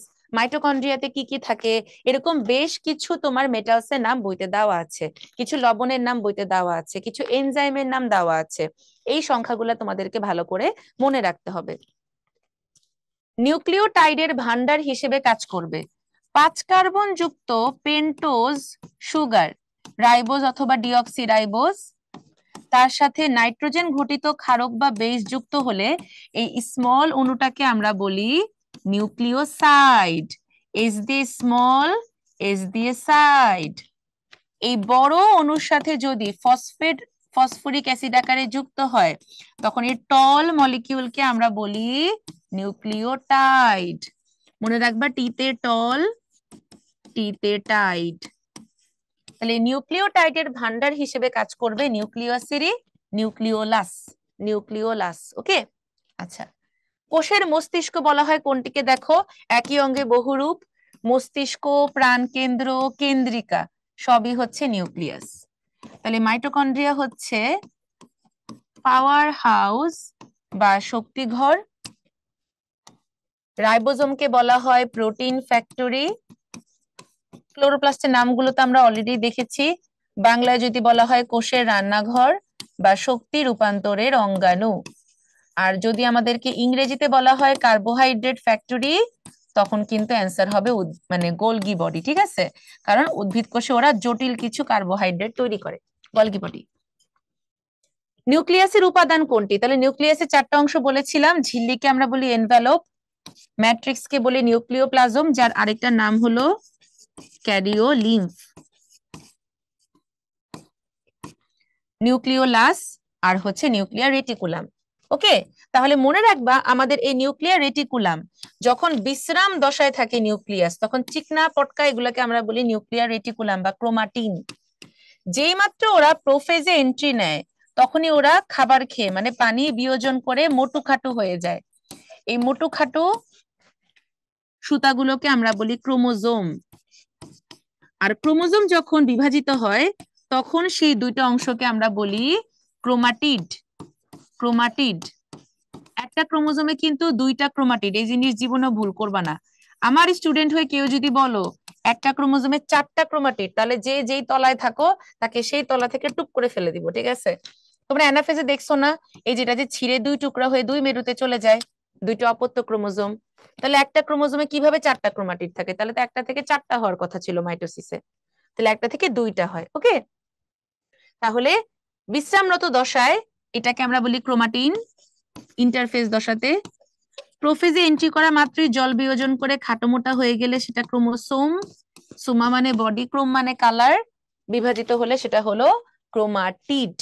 এবং মনে রাখবা নিউক্লিওলাসে থাকে সবচেয়ে বেশি আরএনএ, নিউক্লিয়ার রেটিকুলামে মানে ক্রোমোজোমে থাকে হলো ডিএনএ, ঠিক আছে? তাহলে নিউক্লিয়াসের উপাদান কোনটা? ক্রোমোজোম। বাকিগুলোতে তোমার আলাদা কোষীয় অঙ্গাণু, ঠিক আছে? তাহলে ক্যারিওলিম্ফ আমরা অলরেডি বলে ফেলেছি, নিউক্লিওপ্লাজম, একটো, এন্ডো, এগুলো অ্যাকচুয়ালি সাইটোপ্লাজমের সাথে রিলেটেড, হ্যাঁ।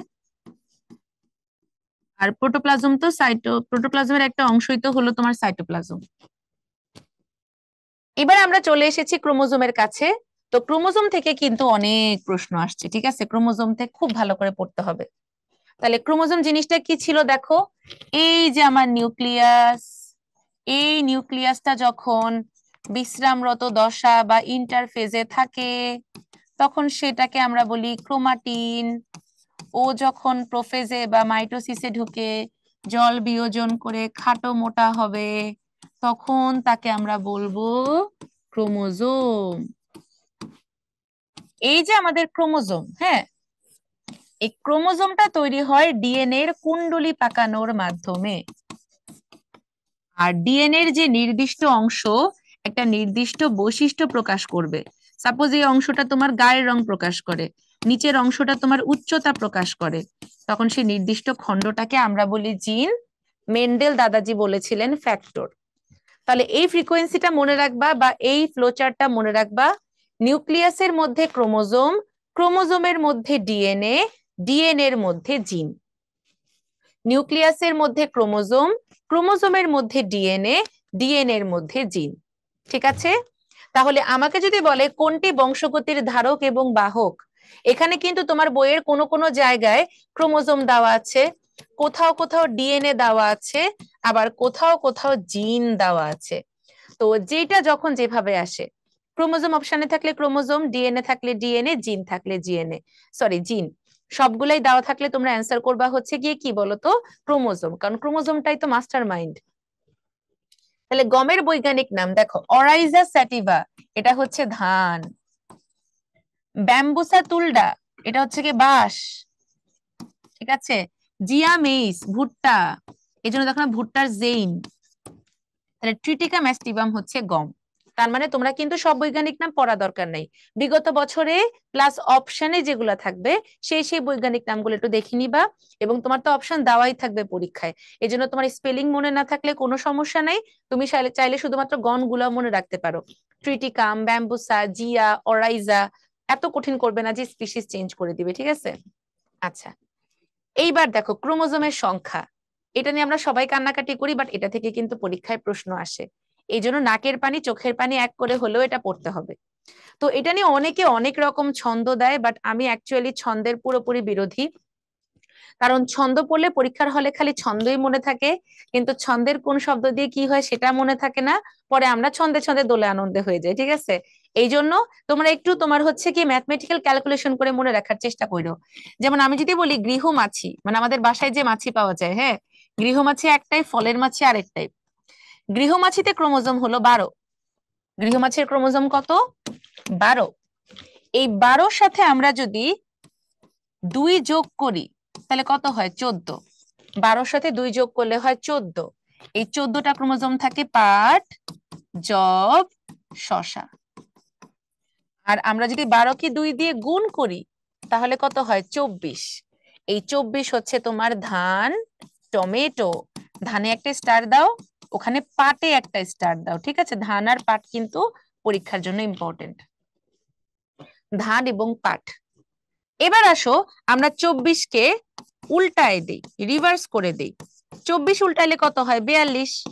তাহলে 42 কিসের কিসের আছে দেখো? গম। 42 আছে হলো গমের। তাহলে গমেও একটি স্টার দাও, গমটাও পরীক্ষার জন্য ইম্পর্টেন্ট। আর আমরা যদি 24কে ডাবল করি তাহলে কত হয়? 48। তাহলে 48টা ক্রোমোজোম আছে গোলালু, গতে গোলালু, গতে গরিলা। তাহলে গোলালু আর গরিলার হচ্ছে 48। গোলালু, গরিলা। তাহলে দেখো আমাদের কতগুলো পড়া হয়ে গেল, ঠিক আছে? গৃহমাছি হলো 12, 12 দুগুণে 24, তো 24 আমরা পাবো হচ্ছে গিয়ে ধানে আর টমেটোতে। 12 সাথে 2 যোগ করলে 14, 14 আমরা পাবো পাট, জব আর শসাতে। 24কে দ্বিগুণ করলে 48 পাবো গ দিয়ে, যেগুলা গরিলা আর হচ্ছে গিয়ে তোমার কি বলতো গোলালু। আর 24কে উল্টালে 42 পাবো কিসে? আমরা গমে। এবার আমরা একটু মানুষের সাথে কম্পেয়ার করে চলো। মানুষের ক্ষেত্রে আমরা যদি দেখি তাহলে মানুষের ক্রোমোজোম সংখ্যা তোমরা সবাই জানো 46, এবং মানুষের সমান হচ্ছে রেশম পোকা। রেশম পোকারও কত হবে? 46। আর মানুষকে আমি যদি উল্টায় দিই তাহলে কত হয়? 64। মানুষ উল্টালে কত হয় বলো তো? মানুষ উল্টালে হয় হচ্ছে 64। এই 64 আমরা পাবো হচ্ছে গিনিপিকে।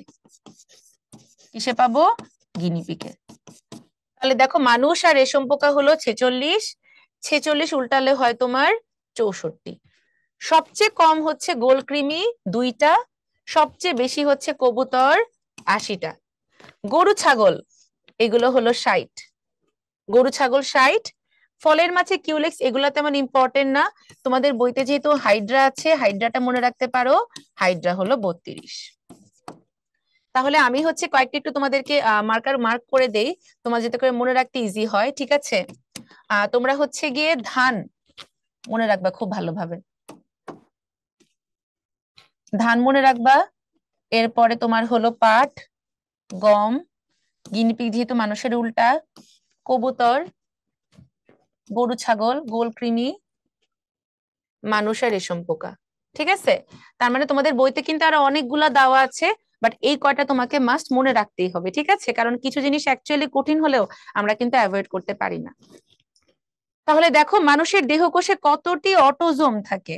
আমরা কি জানি যে মানুষের হচ্ছে টোটাল ক্রোমোজোম 46, এর মধ্যে দেহ গঠন করে অটোজোম 44, আর বাকি তোমার হচ্ছে এক জোড়া হলো সেক্স ক্রোমোজোম বা লিঙ্গ নির্ধারণকারী ক্রোমোজোম, যারা কিনা আমাদের লিঙ্গ নির্ধারণ করবে। আচ্ছা, দেখো তোমাদের কিন্তু কনফিউজড করার জন্য কিন্তু 22 আর 23 অপশনে দেওয়া আছে। এটা যদি কতটি না বলে কত জোড়া বলতো তখন অ্যান্সার হতো 22, ঠিক আছে? কত জোড়া বললে হইতো 22, যেহেতু কতটি বলেছে সো 44। আচ্ছা, এরপর আমরা চলে আসি, দেখো নিচের কোনটির ক্রোমোজোম সংখ্যা সঠিক নয়? দেখো মানুষ ঠিক আছে, মানুষের উল্টা গিনিপিগ, গৃহমাছি ঠিক আছে। তাহলে গৃহমাছির ডাবল ছিল ধান, তাহলে ধানের কয়টা? 24। তাহলে অ্যান্সার কি হবে? ধান, তাই না? আচ্ছা, এখানে যদি সবগুলো ইংলিশে দাও, আমি ইংলিশে লিখে দিই, তোমার তাহলে কনফিউজড হবে না। তাহলে দেখছো ধানেরটা কিন্তু আসছে পরীক্ষায়, 16-17তে আসছে ডেন্টালে। মানুষের একটি মাত্র কোষে কতগুলা নিউক্লিওসোম থাকে? তাহলে নিউক্লিওসোম আমরা কয়টা পাবো? 3 × 10⁻⁷। নিউক্লিওসোম মানে বুঝো, আমরা জানি আমাদের যে ডিএনএ এটা বিশাল লম্বা, হ্যাঁ? এত লম্বা ডিএনএ কে আমরা যদি একটা ছোট কোষে নিউক্লিয়াসে জায়গা দিতে চাই, ওইটাকে আমরা কি করব? পেঁচায় পেঁচায় রাখবো। ছোটবেলায় ঘুরিয়া মানে উড়াইছো না? বলতো আপু সরি, আমরা হচ্ছে ফার্মের মুরগি, আমরা শুধু মোবাইলে গেমস খেলি, আমরা ঘুড়ি উড়াই না। আচ্ছা, টেলিভিশনে তো দেখছো ঘুড়ি যখন উড়ানো হয় তখন সেই ঘুড়ি উড়ায় কে? নাটাই। সে নাটাইতে কি করা হয়, একটা এরকম স্পিন্ডল শেপ বা তোমার ডাম্বেল শেপের একটা হচ্ছে গিয়ে তোমার কি বলবো সুতার রিলের মধ্যে অনেকগুলা সুতা এরকম প্যাঁচায় প্যাঁচায় রাখা হয়। তাহলে আমরা যখন প্যাঁচায় রেখে আমরা একটা নাটাইয়ের মধ্যে অনেকগুলা সুতা আটাইতে পারি। সেরকমই আমাদের এই যে প্রোটিন গুলো যেগুলোকে আমরা বলি হিস্টোন, এই হিস্টোন প্রোটিনের চারপাশে আমাদের ডিএনএ গুলো প্যাঁচায় প্যাঁচায় থাকে এবং তৈরি করে হচ্ছে ক্রোমাটিন তন্তু। হ্যাঁ, যখনই সুপার কয়েলিং করে তখনই ক্রোমাটিনটা আরো মোটু হয়ে ক্রোমোজোম তৈরি করে। তো এই যে তোমার একটা হিস্টোন এবং তার চারপাশে প্যাঁচানো ডিএনএ, এই পুরো এককটাকে আমরা বলি নিউক্লিওসোম। ঠিক আছে, একটা হিস্টোন প্রোটিন এবং তার চারপাশে প্যাঁচানো ডিএনএ নিয়ে একটা ইউনিটকে আমরা বলবো নিউক্লিওসোম। আচ্ছা, ক্রোমোজোমের কোন অঞ্চলকে নিউক্লিওলাস সংগঠক অঞ্চল বলা হয়? ক্রোমোজোমের অংশগুলো একটু খেয়াল করো তোমরা। ক্রোমোজোমের হচ্ছে দুইটা বাহু আছে যেগুলো কিনা ক্রোমাটিন তন্তু দ্বারা তৈরি হয়। ঠিক আছে, মাঝখানের কুঞ্চনটাকে আমরা বলি মুখ্য কুঞ্চন বা প্রাইমারি কনস্ট্রিকশন, যেই বরাবর থাকে হচ্ছে সেন্ট্রোমিয়ার এবং একটা অরঞ্জিত অঞ্চল যার নাম কাইনেটোকোর। সেন্ট্রোমিয়ারটা মাকুতন্তু বা স্পিন্ডল তন্তুর সাথে যুক্ত হতে সাহায্য করে এবং কোষ বিভাজনে শক্তি প্রদান করছে এই কাইনেটোকোরের মোটর প্রোটিন। ওকে, এই যে তোমার মুখ্য কুঞ্চন নামে যেহেতু একটা কুঞ্চন আছে, সো ওর বডিতে আরেকটা কুঞ্চন পাওয়া যায়, সেটাকে আমরা কি বলবো? সেকেন্ডারি কনস্ট্রিকশন বা গৌণ কুঞ্চন। সব ক্রোমোজোমে কিন্তু না, কিছু কিছু ক্রোমোজোমে এই গৌণ কুঞ্চন বরাবর যে গুলটুটা তৈরি হয় সেটাকে আমরা বলি স্যাটেলাইট। মজার ব্যাপার হচ্ছে এই স্যাটেলাইটটাই কিন্তু আলাদা হয়ে নিউক্লিওলাস তৈরি করে। এই জন্য কিন্তু তোমার নিউক্লিয়াসে পড়বা যে ক্রোমোজোমের যে অংশটি নিউক্লিওলাসের সাথে যুক্ত থাকে সেই অংশটিকে বলা হয় স্যাটেলাইট। তাহলে সব ক্রোমোজোমে কিন্তু স্যাটেলাইট থাকবে না, যে যে ক্রোমোজোমের গৌণ কুঞ্চন বরাবর স্যাটেলাইট তৈরি হয় তারাই নিউক্লিওলাস তৈরি করে। এই জন্য সেই সকল ক্রোমোজোমকে আমরা আদর করে বলি স্যাট ক্রোমোজোম। তার মানে গৌণ কুঞ্চন বরাবর স্যাটেলাইটটা যেহেতু নিউক্লিওলাস তৈরি করে, সো এই জন্যই আমরা গৌণ কুঞ্চনকে বলে থাকি নিউক্লিওলাস পুনর্গঠনকারী অঞ্চল। তার মানে এই নিউক্লিয়াসের তো একটা নিউক্লিওলাস ছিল, সেখান থেকে আরেকটা নিউক্লিয়াসে নিউক্লিওলাস তৈরি করে যে অংশ, তার নাম গৌণ কুঞ্চন বা স্যাটেলাইট। ঠিক আছে, এছাড়া ওদের প্রান্তের দিকে থাকে টেলোমিয়ার, যে টেলোমিয়ারের টেলোমারেজ এনজাইম আমাদের জরা রোধ করে, তার মানে আমাদের বার্ধক্য রোধ করে। হ্যাঁ, যারা অনেক ধীরে ধীরে বুড়া হয়, যেমন তোমাদের প্রিয় জয়া হোসেন, পূর্ণিমা, ঠিক আছে, তারপর কোরিয়ান অ্যাক্টর অ্যাক্ট্রেস, ওরা অনেক আস্তে আস্তে বুড়া হয় না বলো? ওদের টেলোমারেজ অনেক সক্রিয়, মানে ওরা হচ্ছে এত তাড়াতাড়ি বুড়া হয়ে যায় না। আমরা এখন এত ভেজাল খাই, খাবারে ভেজাল, পরিবেশে ভেজাল, রঙে ভেজাল, এই ভেজাল খেতে খেতে আমরা হচ্ছে খুব তাড়াতাড়ি বুড়া হয়ে যাই। আর আমরা খুবই সিডেন্টারি হচ্ছে লাইফস্টাইল লিড করি। দেখবা একটু কাজ করলে মনে হয় একটু বসে বসে বিশ্রাম নেই, আমরা বসে বসে কাজ করা এত পছন্দ করি। এই যে আমরা ডাক্তার হতে চাই, ইঞ্জিনিয়ার হতে চাই, ইঞ্জিনিয়ারিং যদিও কিছু কিছু ফিল্ড ওয়ার্ক আছে, মেকানিক্যালে বলো, সিভিলে বলো, সেখানে দৌড়াদৌড়ির কাজ, বাট বেশিরভাগ ডাক্তাররা কি করে? বসে বসে প্রেসক্রিপশন লেখে। সার্জনরা দাঁড়ায় দাঁড়ায় সার্জারি করে, ইঞ্জিনিয়াররা বসে বসে কাজ করে। এই সিডেন্টারি লাইফস্টাইলের জন্য আমরা খুব তাড়াতাড়ি বুড়া হয়ে যাই। যেমন আমার এক পরিচিত নানি আছে, তার বয়স মাশাআল্লাহ 102 বছর, সে যেন এখনো চশমা ছাড়া কোরআন শরীফ পড়ে। এবং সে মানে তার দাঁত পড়ে গেছে সামনের দুইটা, এই জন্য কথা বলতে গেলে বাতাস ফুক ফুক করে বের হয়ে যাতে কথা বোঝা যায় না, বাট সে এখনো নিজে লাঠি দিয়ে দিয়ে হাঁটে এবং সে হচ্ছে গিয়ে তোমার খালি চোখে সবকিছু দেখে। বাট এই যে আমার কথা চিন্তা করো, আমি এখনই 4 তলা উঠলে আমার কোমর ধরে বসে পড়ি, হ্যাঁ, এরপরে নিচে বসলে উপরে উঠতে পারি না, উপরে দাঁড়ালে নিচে বসতে পারি না, এই অবস্থা। তার মানে আমাদের এই যে এখন বডি স্ট্রেংথ এত কমে যাওয়ার কারণটা কি? আমাদের সিডেন্টারি লাইফস্টাইল। আমরা সকালে বিকালে 30 মিনিট হাঁটি না, সেই 30 মিনিট হাঁটার পরিবর্তে আমরা মনে করি যে একটু ফেসবুক স্ক্রল করি, একটু রিলস দেখি, মনে করি যে 30 মিনিট বাইরে একটু হেঁটে আসলে আমার পড়ার ডিস্টার্ব হবে। কিন্তু এই যে ঘন্টার পর ঘন্টা, মাইলের পর মাইল যে আমরা ফেসবুক স্ক্রল করি, এটা আমাদের আর মাথায় থাকে না।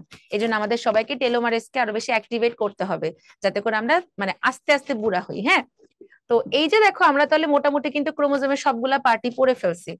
তাহলে সেন্ট্রোমিয়ার যেটা, এটা কি আমাদের এই বরাবর মুখ্য গুঞ্জন থাকে, তাহলে এটা কি আমাদের নিউক্লিওলাস তৈরি করবে?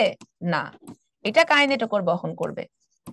স্যাট অঞ্চল, এটা কিন্তু অঞ্চলটাকে আমরা বলতেছি, ঠিক আছে, এটা কিন্তু সংগঠক না। সংগঠকটা বেসিক্যালি কোনটা বলতো? গৌণ কুঞ্চন। গৌণ কুঞ্চনকে আমরা কি বলবো? নিউক্লিওলাসের সংগঠক বলবো। গৌণ কুঞ্চনকে আমরা বলবো নিউক্লিওলাসের সংগঠক।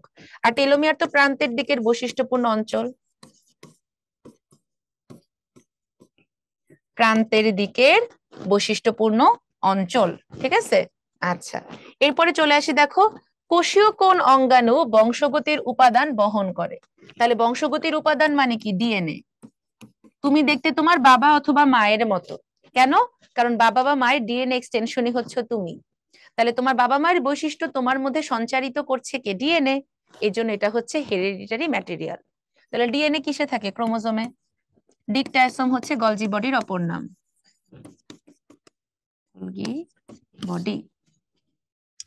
ক্রোমোজোমকে রঞ্জিত করলে এর মধ্যবর্তী যে অংশ রংহীন থাকে, তাহলে রংহীন অঞ্চলকে আমরা কি বলেছিলাম বলতো? সেন্ট্রোমিয়ার। ক্রোমোমিয়ার পাওয়া যায় মিওসিস কোষ বিভাজনের প্যাকাইটিন দশায়। অ্যাকচুয়ালি প্যাকাইটিন দশায় হচ্ছে এটা স্পষ্ট হয়। তোমাদের প্রথম অধ্যায়ে দেওয়া আছে যে প্যাকাইটিন দশায় স্পষ্ট হয়, আর দ্বিতীয় অধ্যায়ে দেওয়া আছে লেপটোটিন দশায় দেখা যায়। তো আমাকে যদি পরীক্ষায় বলা হয় যে তোমার ক্রোমোমিয়ার দেখা যায় কোন দশায়? লেপটোটিন। স্পষ্ট হয় কোন দশায়? প্যাকাইটিন। ঠিক আছে। পেলিকল বা ধাতু পদার্থ হচ্ছে আমরা ম্যাট্রিক্সে পাই ক্রোমোজোমের। টেলোমিয়ার হচ্ছে প্রান্তের দিকে থাকে। এই সবগুলো অঞ্চলে কিন্তু তোমার রং ধারণ করে, কিন্তু সেন্ট্রোমিয়ারটা একমাত্র অরঞ্জিত, কোনো রং নেয় না। সর্বপ্রথম ক্রোমোজোম কে আবিষ্কার করেন? দেখেন অনেকগুলো নাম দেওয়া আছে। হ্যাঁ, ওয়াল্টার ফ্লেমিং, উনি আবিষ্কার করেছিলেন কোষ বিভাজন। কি আবিষ্কার করেছে বলতো? কোষ বিভাজন। এবং উনি কিন্তু মাইটোসিসও আবিষ্কার করেছেন। হ্যাঁ, ক্যারিওকাইনেসিস আবিষ্কার করেছে শ্লাইখার, মাইটোসিস আবিষ্কার করেছে ওয়াল্টার ফ্লেমিং। তাহলে অ্যান্সার হবে স্ট্রাসবার্গার। হ্যাঁ, স্ট্রান্সফিল্ড পাইনি, ওয়েলডেয়ার আমরা এক জায়গায় পেয়েছি। দেখো ওয়েলডেয়ার হচ্ছে ক্রোমোজোম নামকরণ করেছেন, কিন্তু আবিষ্কার করেছেন কিন্তু স্ট্রাসবার্গার। তোমাদের বইতে দেখো ক্রোমোজোম নিয়ে বহুত হ্যাঙ্কি প্যাঙ্কি করছে। পর্যবেক্ষণ করেন নাগেলি, সুতার মতো গঠন দেখেন স্ট্রাসবার্গার, বংশগতি ও ধারক বাহক বলেন শাটন বোভারি, সংখ্যা প্রকাশ করেন থিওফাইলাস পেইন্টার, নামের সাথেই পেইন্টার। তো এত ভুগিচুগি তুমি মনে রাখবা না। তুমি মনে রাখতে চাইলে জাস্ট দুইটা জিনিস মনে রাখবা, যে মেইন আবিষ্কারক হলেন স্ট্রাসবার্গার এবং ক্রোমোজোম নামকরণ করেন ওয়েলডেয়ার। শুধু স্ট্রাসবার্গার, ওয়েলডেয়ার, এই দুইটার নাম মনে রাখো, আর এত বেশি কিছু পড়তে যাবা না। এই সেম জিনিসটা তোমরা হচ্ছে ফিল করো হলো ভাইরাস আর ব্যাকটেরিয়া পড়তে গিয়ে। ভাইরাস আর ব্যাকটেরিয়াতে এত এত বিজ্ঞানীর নাম যে অ্যাকচুয়াল আবিষ্কারক কি সেটাই আমাদের মনে থাকে না।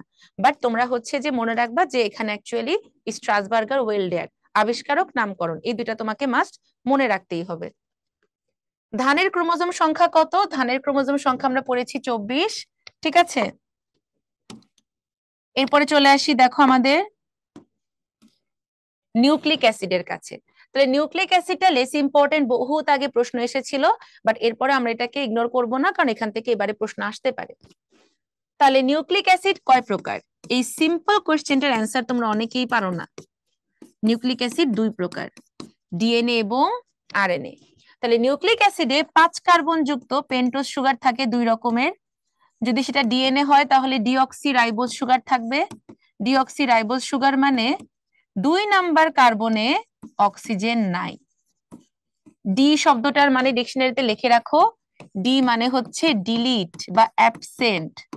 তাহলে ডি অথবা এ থাকা মানে কোন একটা জিনিস নাই, আর ডাই বাই বা বিস থাকার মানে সেটা হলো ডাবল। ডি বা এ মানে হচ্ছে অ্যাবসেন্ট বা ডিলিট, সেই জিনিসটা নাই। ডাই বাই বা বিস এটার মানে হচ্ছে ডাবল, দুইটা করে থাকে। তাহলে দেখো এখানে তোমার হচ্ছে আমার নাইট্রোজেন ঘটিত ক্ষারক দুই প্রকার, পিউরিন আর পাইরিমিডিন। মনে রাখবা নাম যার ছোট আকার তার বড়, তার মানে এখানে আমরা দুইটা চক্র বা দুইটা রিং পাই পিউরিনে।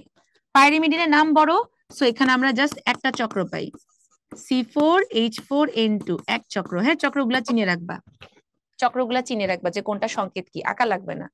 তাহলে পিউরিন হচ্ছে অ্যাডেনিন আর গুয়ানিন, এই দুটা হচ্ছে সার্বজনীন, সবারই থাকে। ডিএনএ আরএনএ দুইজনেরই এটা থাকে। পাইরিমিডিনের মধ্যে সাইটোসিন ইউনিভার্সাল, থাইমিন থাকে হলো ডিএনএ তে আরএনএ এর শত্রু, ইউরাসিল থাকে হলো আরএনএ তে ডিএনএ এর শত্রু। এই সিম্পল জিনিসটা থেকে দেখবা অনেকবার প্রশ্ন আসছে, নিচের কোনটি আরএনএ তে উপস্থিত, নিচের কোনটি ডিএনএ তে উপস্থিত, নিচের কোনটি আরএনএ হাইড্রোলাইসিস করে পাওয়া যায়, নিচের কোনটি ডিএনএ হাইড্রোলাইসিস করে পাওয়া যায়, নিচের কোনটি ডিএনএ এর জন্য সত্য। জাস্ট দুইটা ইনফরমেশন। ডিএনএ তে থাকে থাইমিন, আর থাইমিনের পরিবর্তে আরএনএ তে থাকে ইউরাসিল। দেখো ইউরাসিলে র আছে, সো আরএনএ, ঠিক আছে, থাইমিনে কিন্তু কোনো র নাই। আচ্ছা, তাহলে অ্যাডেনিন থাইমিনের সাথে কি দ্বারা যুক্ত হবে? দুটি হাইড্রোজেন বন্ডের সাহায্যে। গুয়ানিন সাইটোসিনের সাথে যুক্ত হয় তোমার তিনটি হাইড্রোজেন বন্ডের সাথে, ঠিক আছে। আর ফসফেট বন্ড, এটা আমরা বেসিক্যালি ফসফোডাইএস্টার বন্ড হিসেবে পাই দুইটা নিউক্লিওটাইডের মধ্যে। হ্যাঁ, এই যে তোমার নিউক্লিওটাইডের দুইটা চেইন যুক্ত হচ্ছে, এটা বেসিক্যালি যুক্ত হয় ফসফোডাইএস্টার বন্ড দিয়ে। তাহলে দেখো ডিঅক্সি রাইবোজ সুগারের কয় নাম্বার কার্বনে অক্সিজেন নাই? এই যে দেখো, এটা হলো রাইবোজ, সো দেখো 2 নাম্বার কার্বনে ওএইচ আছে, কিন্তু এখানে কেন আজ এত একা আমি? ডিঅক্সি রাইবোজ কত নাম্বারে নাই? 2 নাম্বারে। 3 আর 5 কিন্তু ফসফেট যুক্ত হয়, হ্যাঁ, আর হচ্ছে 2 নাম্বার কার্বনে তোমার হচ্ছে অক্সিজেন নাই, আর 1 নাম্বার কার্বনে যুক্ত হয় সুগার, সরি, 1 নাম্বার কার্বনে যুক্ত হয় নাইট্রোজেন বেস।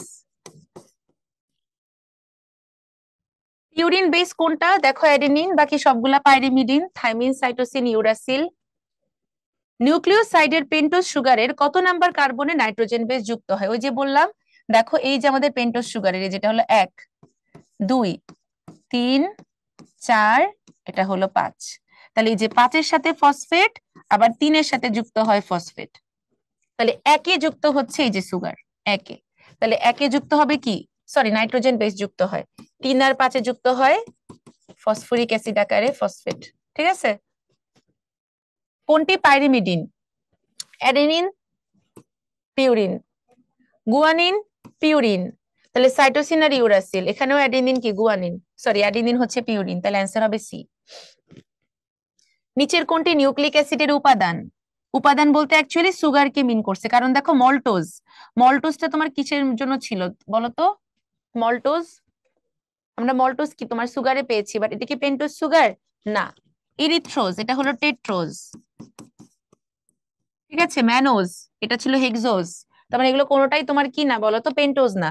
তাহলে অ্যান্সার হবে রাইবোজ, তাই না, ডিঅক্সি রাইবোজ ডিএনএ এর জন্য। এবার আমরা চলে এসেছি ডিএনএ ও ডিএনএ এর প্রতিলিপন মানে রেপ্লিকেশনের কাছে। তো রেপ্লিকেশন থেকে মেডিকেলে অ্যাকচুয়ালি এরকম প্রশ্ন আসে নাই কখনো, ভার্সিটিতে আসতে দেখা গেছে, বাট রেপ্লিকেশন থেকে মনে রাখবা তুমি পুরো প্রসিডিউরটা একদম ঢালাও পড়বা না। রেপ্লিকেশন কমপ্লেক্সে যে এনজাইম গুলো আছে, প্রত্যেকটা এনজাইমের কাজ সহ খুব ভালো করে পড়বা। যদি রেপ্লিকেশন, ট্রান্সক্রিপশন, ট্রান্সলেশন তিনটারই কি কি প্রয়োজন এবং এনজাইম গুলো খুব ভালো করে পড়ো। কি কি বললাম? কি কি প্রয়োজন, রিকোয়ারমেন্টস, আর হচ্ছে প্রধান এনজাইম, তাহলে দেখবে ইনশাল্লাহ তোমরা সেন্ট্রাল ডগমা থেকে কমন পাবা। আরেকটা জিনিস হচ্ছে ওদের অবস্থান, কোনটা কোথায় হয়, কোনটা নিউক্লিয়াসে হচ্ছে, কোনটা সাইটোপ্লাজমে হচ্ছে। যেমন রেপ্লিকেশন থেকে আমাকে একদম ছোটস্থ মুখস্থ রাখতে হবে যে এটা হলো নিউক্লিয়াসে হয়। আমরা ফটোকপি করে প্রথম যে সুতাটা পাই সেটা হলো 5 থেকে 3 প্রান্ত, এজন্য রেপ্লিকেশনের দিক হলো 5 প্রাইম টু 3 প্রাইম। আর রেপ্লিকেশনের প্রধান এনজাইম যেটা কিনা আমাদের ডিএনএ এর পলিমার বা ফটোকপি তৈরি করে, ডিএনএ পলিমারেজ। এই তিনটা জিনিস একদম ছোটস্থ মুখস্থ, হ্যাঁ। রেপ্লিকেশন নিউক্লিয়াসে হয়, রেপ্লিকেশনের দিক হচ্ছে 5 থেকে 3, এবং রেপ্লিকেশনে তোমার হচ্ছে যে কি হয় বলতো, প্রধান এনজাইম হিসেবে কাজ করে ডিএনএ পলিমারেজ। আচ্ছা, তাহলে কোনটি জীবের বংশগতীয় পদার্থ? আমরা সবাই জানি ডিএনএ। কোন এনজাইমটি ডিএনএ কর্তনের আণবিক কাঁচি, তার মানে কেচির মতো কাজ করে, কোনটা? দেখো এখানে কিন্তু হেলিকেজও অ্যান্সার হতে পারতো, আলিম স্যারের বইতে আছে, কিন্তু যেহেতু অপশনে হেলিকেজ নেই, সো কাঁচি হিসেবে কাজ করবে রেস্ট্রিকশন। এটা কিন্তু আমরা রিকম্বিনেন্ট ডিএনএ টেকনোলজি মানে চ্যাপ্টার 12-11 পেয়েছি জীব প্রযুক্তিতে। আচ্ছা, লাইগেজ হচ্ছে জোড়া লাগায়, মানে লাইগা যায় লাইগেজ দিয়ে। পলিমারেজ কি করে? পলিমার তৈরি করে, মানে নতুন সুতাকে 5 থেকে 3-এর দিকে বড় করে। ট্রান্সক্রিপ্টেজ, তার মানে এটা কি করবে? ট্রান্সক্রিপশনে হেল্প করবে। তাহলে দেখো আমাদের রেপ্লিসোম মানে আমাদের রেপ্লিকেশনে যে এনজাইম গুলো কাজ করে ওদেরকে আমরা একসাথে বলি রেপ্লিকেশন কমপ্লেক্স বা রেপ্লিসোম। তাহলে রেপ্লিকেশনের গল্পটা কেমন ছিল একটু তোমাদেরকে যদি শর্টকাটে বলতে চাই। রেপ্লিকেশনের গল্পটা ছিল যে আমাদের ডিএনএ রেপ্লিকেশনে 2টা সুতা থাকে, একটা 3 থেকে 5, আরেকটা 5 থেকে 3। আমরা যদি ওদেরকে প্রত্যেকে ফটোকপি করতে চাই, আমি প্রথমে সুতাটাকে আলাদা করব। তাহলে মাঝখানের ভালোবাসা হাইড্রোজেন বন্ড ভাঙতে হলে কি লাগবে? হেলিকেজ। এইবার আমি কি করব, যখন মেয়েরা মেকআপ শুরু করে তখন মেকআপের শুরুতে মেকআপ সেট করার জন্য কি দেয়? প্রাইমার দেয়। সেরকম ডিএনএ তে আমরা ডিএনএ কে ফটোকপি করব। ফটোকপি করার জন্য আমার একটা কাগজ দিতে হবে, সেই প্রাইমারটার নামও এখানে প্রাইমার। তাহলে প্রাইমেজ এনজাইম 3 প্রান্তে প্রাইমার যুক্ত করবে। এরপরেও শিখাবে যে দেখো ডিএনএ পলিমারেজ এইভাবে এইভাবে করে ফটোকপি করতে হয়। তার মানে কি করবে বলতো, তোমার এই যে প্রাইমার আছে সেই প্রাইমার হচ্ছে আমাদের ডিএনএ পলিমারেজ এনজাইমকে শিখাবে যে দেখো আমি 3 প্রান্ততে একটা প্রাইমার যুক্ত করেছি, এবার তুমি হচ্ছে গিয়ে তোমার বেস পেয়ারিং নীতি অনুযায়ী এর সাথে টি, জি এর সাথে সি, এরকম যুক্ত করে করে এই সুতাটাকে 5 থেকে 3-এর দিকে বড় করবা। তাহলে এই কাজটা কে করবে? DNA polymerase. তাহলে এই যে সুতাটা একদম নিরবিচ্ছিন্ন ভাবে বড় হয়ে গেল, এই সুতাটাকে আমরা বলি হলো লিডিং সূত্র, লিডিং স্ট্র্যান্ড। কিন্তু এখানে বিপত্তি ঘটবে হচ্ছে প্রাইমারের কাছে, কারণ আমাদের প্রাইমেজ এনজাইম 5কে ভালোবাসে না, ও 5কে আপন করে নিতে পারে না। ওর জীবনের লক্ষ্য উদ্দেশ্য হচ্ছে ও অলওয়েজ 3কেই আপন করে নিবে। এই জন্য করে কেউ বারবার খালি পিছায় পিছায় পিছায় বের করে কোথায় 3, কোথায় 3, কোথায় 3। এই জন্য বারবার প্রাইমার যুক্ত করে, বারবার প্রাইমার যুক্ত করে উল্টা দিক থেকে সুতাটা খন্ড খন্ড আকারে ফটোকপি করে। এই খন্ডগুলোকে আমরা বলি ওকাজাকি খন্ড। এবং এই ওকাজাকি খন্ডগুলার যুক্ত করে যে সুতা তৈরি হয় তাকে আমরা বলি ল্যাগিং স্ট্র্যান্ড। তো আমাদের ডিএনএ পলিমারেজ 3 সুতাটাকে বড় করেছিল। এক্সোনিউক্লিয়েজ নামের যে এনজাইমটা আছে সে করবে কি, এই প্রাইমার গুলো তো বিজাতি, ওরা তো আরএনএ, তাই না? আরএনএ সংক্ষিপ্ত সিকোয়েন্স, আরএনএ গুলাকে অপসারণ করে দিবে। আর ডিএনএ পলিমারেজ 1 এসে আমাদের ডিএনএ এর নাইট্রোজেন বেস দিয়ে এই এক্সোনিউক্লিয়াসের জায়গাগুলোকে প্রতিস্থাপন করবে। এরপরে এই সুতা দুইটা আবার কি হয়ে যাবে? প্যাচ লেগে যাবে। এবং এটা যাতে অতিরিক্ত প্যাচ না লাগে, ওদেরকে অতিরিক্ত প্যাচের হাত থেকে রক্ষা করবে টপো আইসোমারেজ, টপো আইসোমারেজ। তাহলে দেখো আমরা কিন্তু এই এনজাইম সিরিয়ালি মনে রাখলে আমাদের ইনশাল্লাহ পড়া হয়ে যাবে। তাহলে অতিমাত্রায় প্যাচানো অবস্থা থেকে মুক্ত করবে টপো আইসোমারেজ। ডাবল হেলিক্সের প্যাচ খুলবে হেলিকেজ, যেটাকে আমরা রেস্ট্রিকশনও বলতে পারি কাঁচি হিসেবে।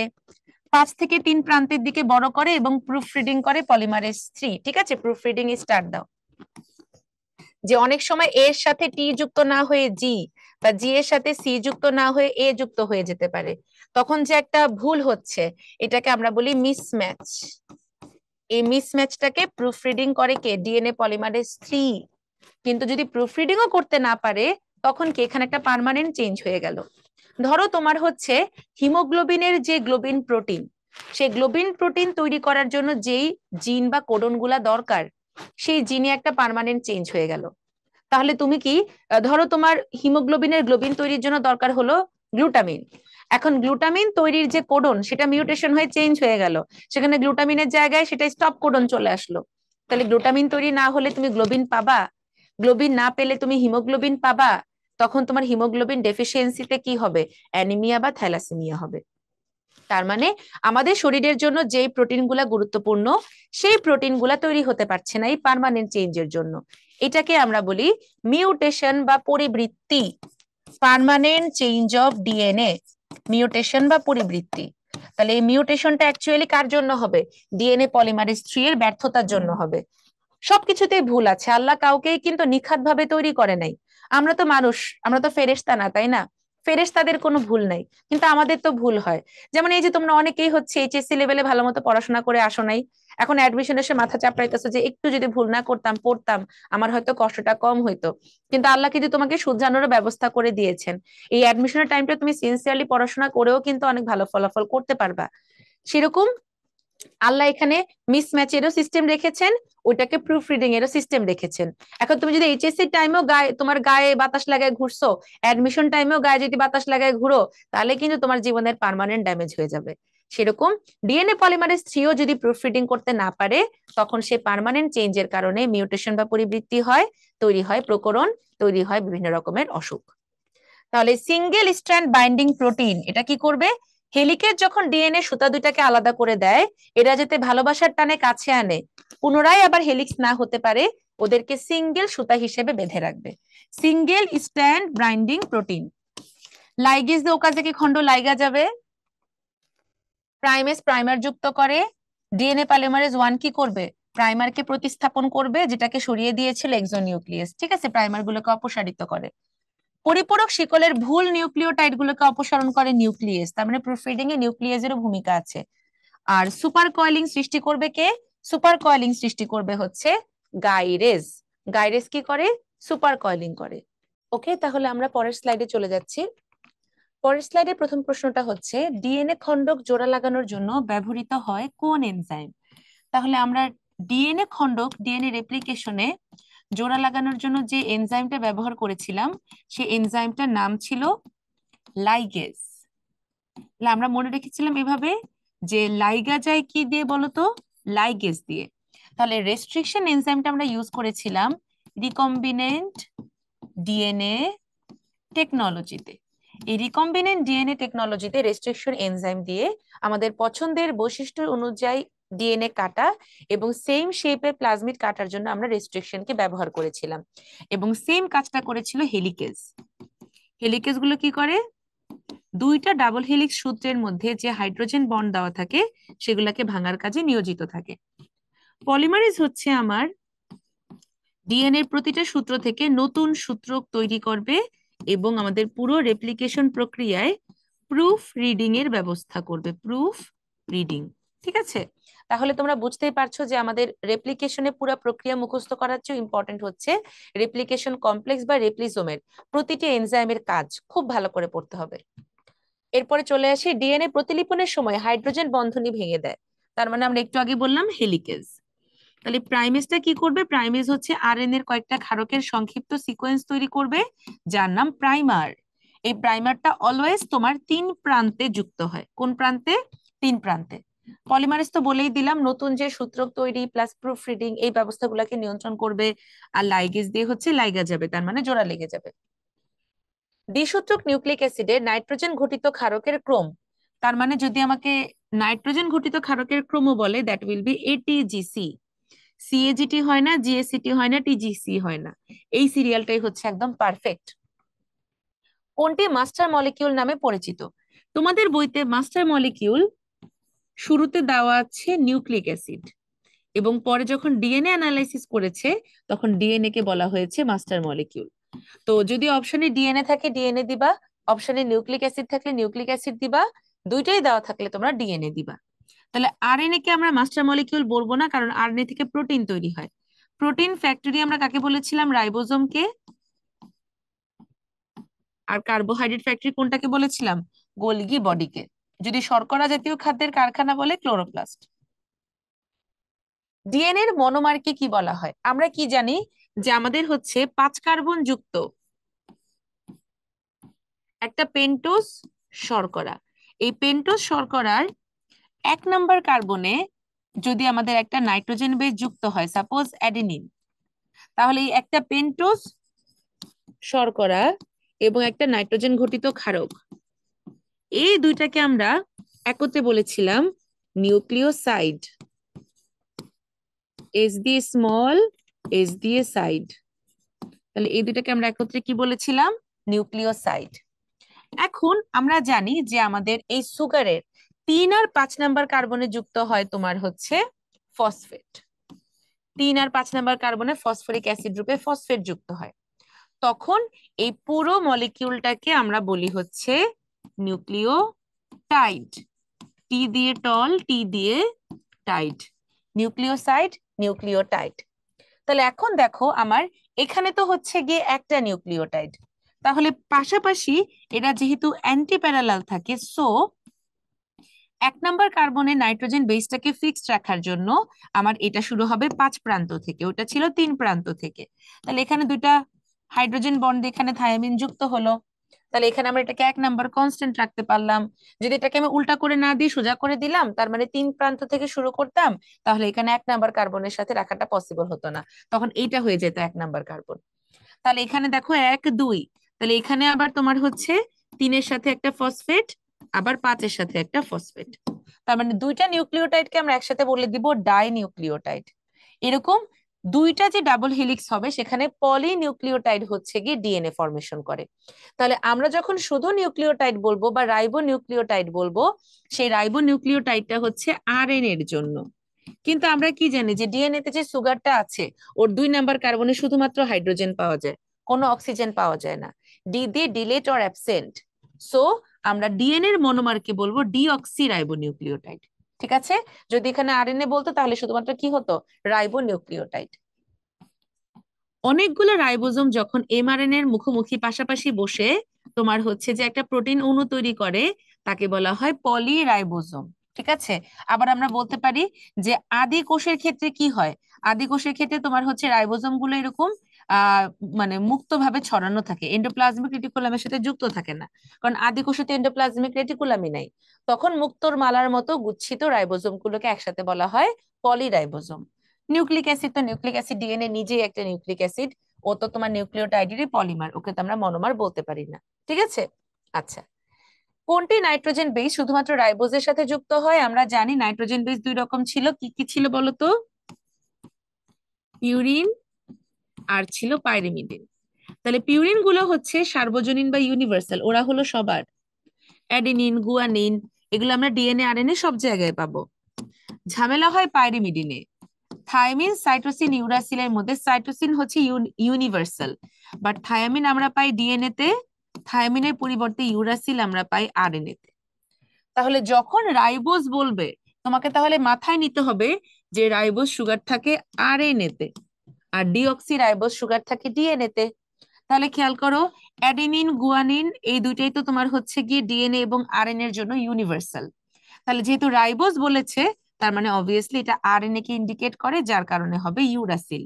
যদি ডিঅক্সি রাইবোজ বলতো তাহলে সেটা হতো ডিএনএ। ঠিক আছে, থায়ামিন তখন আমরা অ্যান্সার করতাম।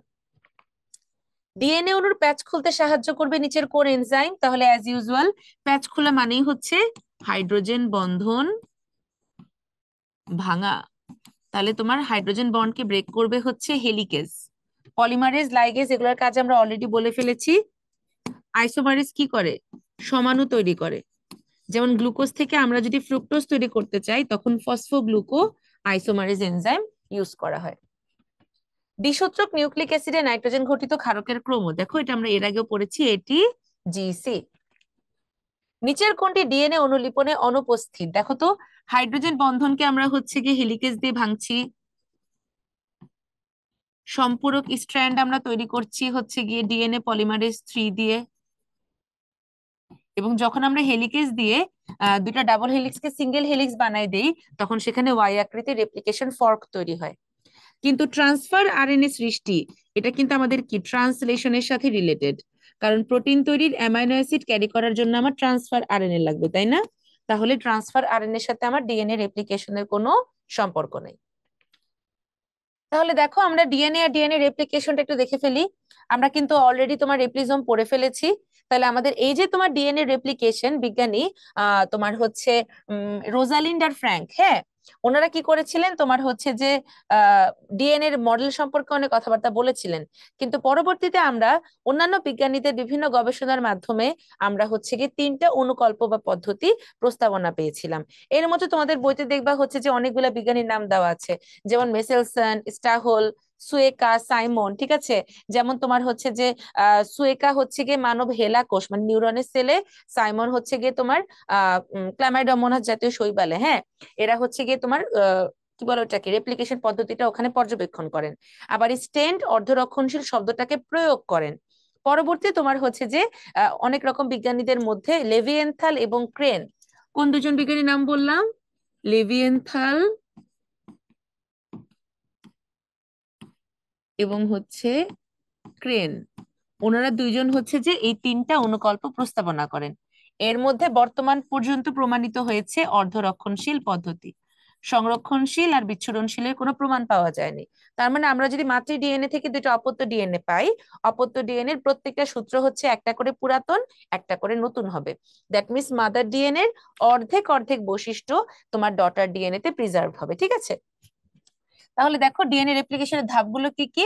প্রথমে ডাবল হেলিক্স থেকে একটা সিঙ্গেল স্ট্র্যান্ড ফরমেশন, সম্পূরক স্ট্র্যান্ড তৈরি, ডিএনএ প্রুফ রিডিং এবং মেরামত। তার মানে আমরা হচ্ছে ডাবল হেলিক্স থেকে সিঙ্গেল হেলিক্স করলাম, তোমার পলিমারেজ দিয়ে একটা সম্পূরক স্ট্র্যান্ড তৈরি করলাম, দেন ডিএনএ প্রুফ রিডিং আর মেরামত করা শুরু করে দিলাম, ঠিক আছে। ওকে, তাহলে এরপর আমরা চলে যাই দেখো আমাদের হচ্ছে যে সেন্ট্রাল ডগমার কাছে। তাহলে সেন্ট্রাল ডগমা বা ট্রান্সক্রিপশন ট্রান্সলেশন থেকে দেখো মেডিকেলে ডেন্টালে একবার পরীক্ষা এসেছিল, এছাড়া বাদবাকি তোমার হচ্ছে ভার্সিটি পরীক্ষাতেই এটা বেশি আসে। তাহলে আমরা হচ্ছে যে একটু সেন্ট্রাল ডগমাটা সম্পর্কে জানার চেষ্টা করি। এটা কিভাবে কাজ করে দেখো। এই যে আমাদের ডিএনএ, এই ডিএনএ থেকে আমরা যখন ডিএনএ তৈরি করব সেই প্রক্রিয়াটাকে বলা হচ্ছে রেপ্লিকেশন বা অনুলিপন। তোমরা অনেক সময় অনুলিপন আর প্রতিলিপনকে একই মনে করো। অনুলিপন মানে হচ্ছে কি ফটোকপি করা, ডিএনএ থেকে ডিএনএ বানানো। আর প্রতিলিপন হচ্ছে ট্রান্স মানে ট্রান্সলেশন করি না আমরা বাংলা থেকে ইংরেজি, ডিএনএ এর মেসেজ গুলাকে আরএনএ ভাষায় পরিবর্তিত করা, এটা হচ্ছে প্রতিলিপন। তাহলে ডিএনএ থেকে মেসেঞ্জার আরএনএ তৈরিকে বলা হয় ট্রান্সক্রিপশন বা প্রতিলিপন, আর মেসেঞ্জার আরএনএ থেকে প্রোটিন তৈরিকে বলা হয় অনুবাদ বা ট্রান্সলেশন। আমরা যদি বলে থাকি যে আমি ধরো খাটো কালো মোটা, হ্যাঁ, এই বৈশিষ্ট্যগুলো যে তোমরা দেখতে পাচ্ছ, এই বৈশিষ্ট্য প্রকাশের দায়িত্ব হলো প্রোটিনের। এই জন্য প্রোটিনকে বলা হয় জীবনের ভাষা বা বৃহৎ কর্মী অণু, ঠিক আছে। আমি দেখতে কিরকম বা তোমাদের সামনে আমার যে বৈশিষ্ট্যটা প্রকাশিত হচ্ছে, এটা প্রকাশের দায়িত্ব হচ্ছে প্রোটিনের। এই জন্য প্রোটিনকে বলা হচ্ছে জীবনের ভাষা।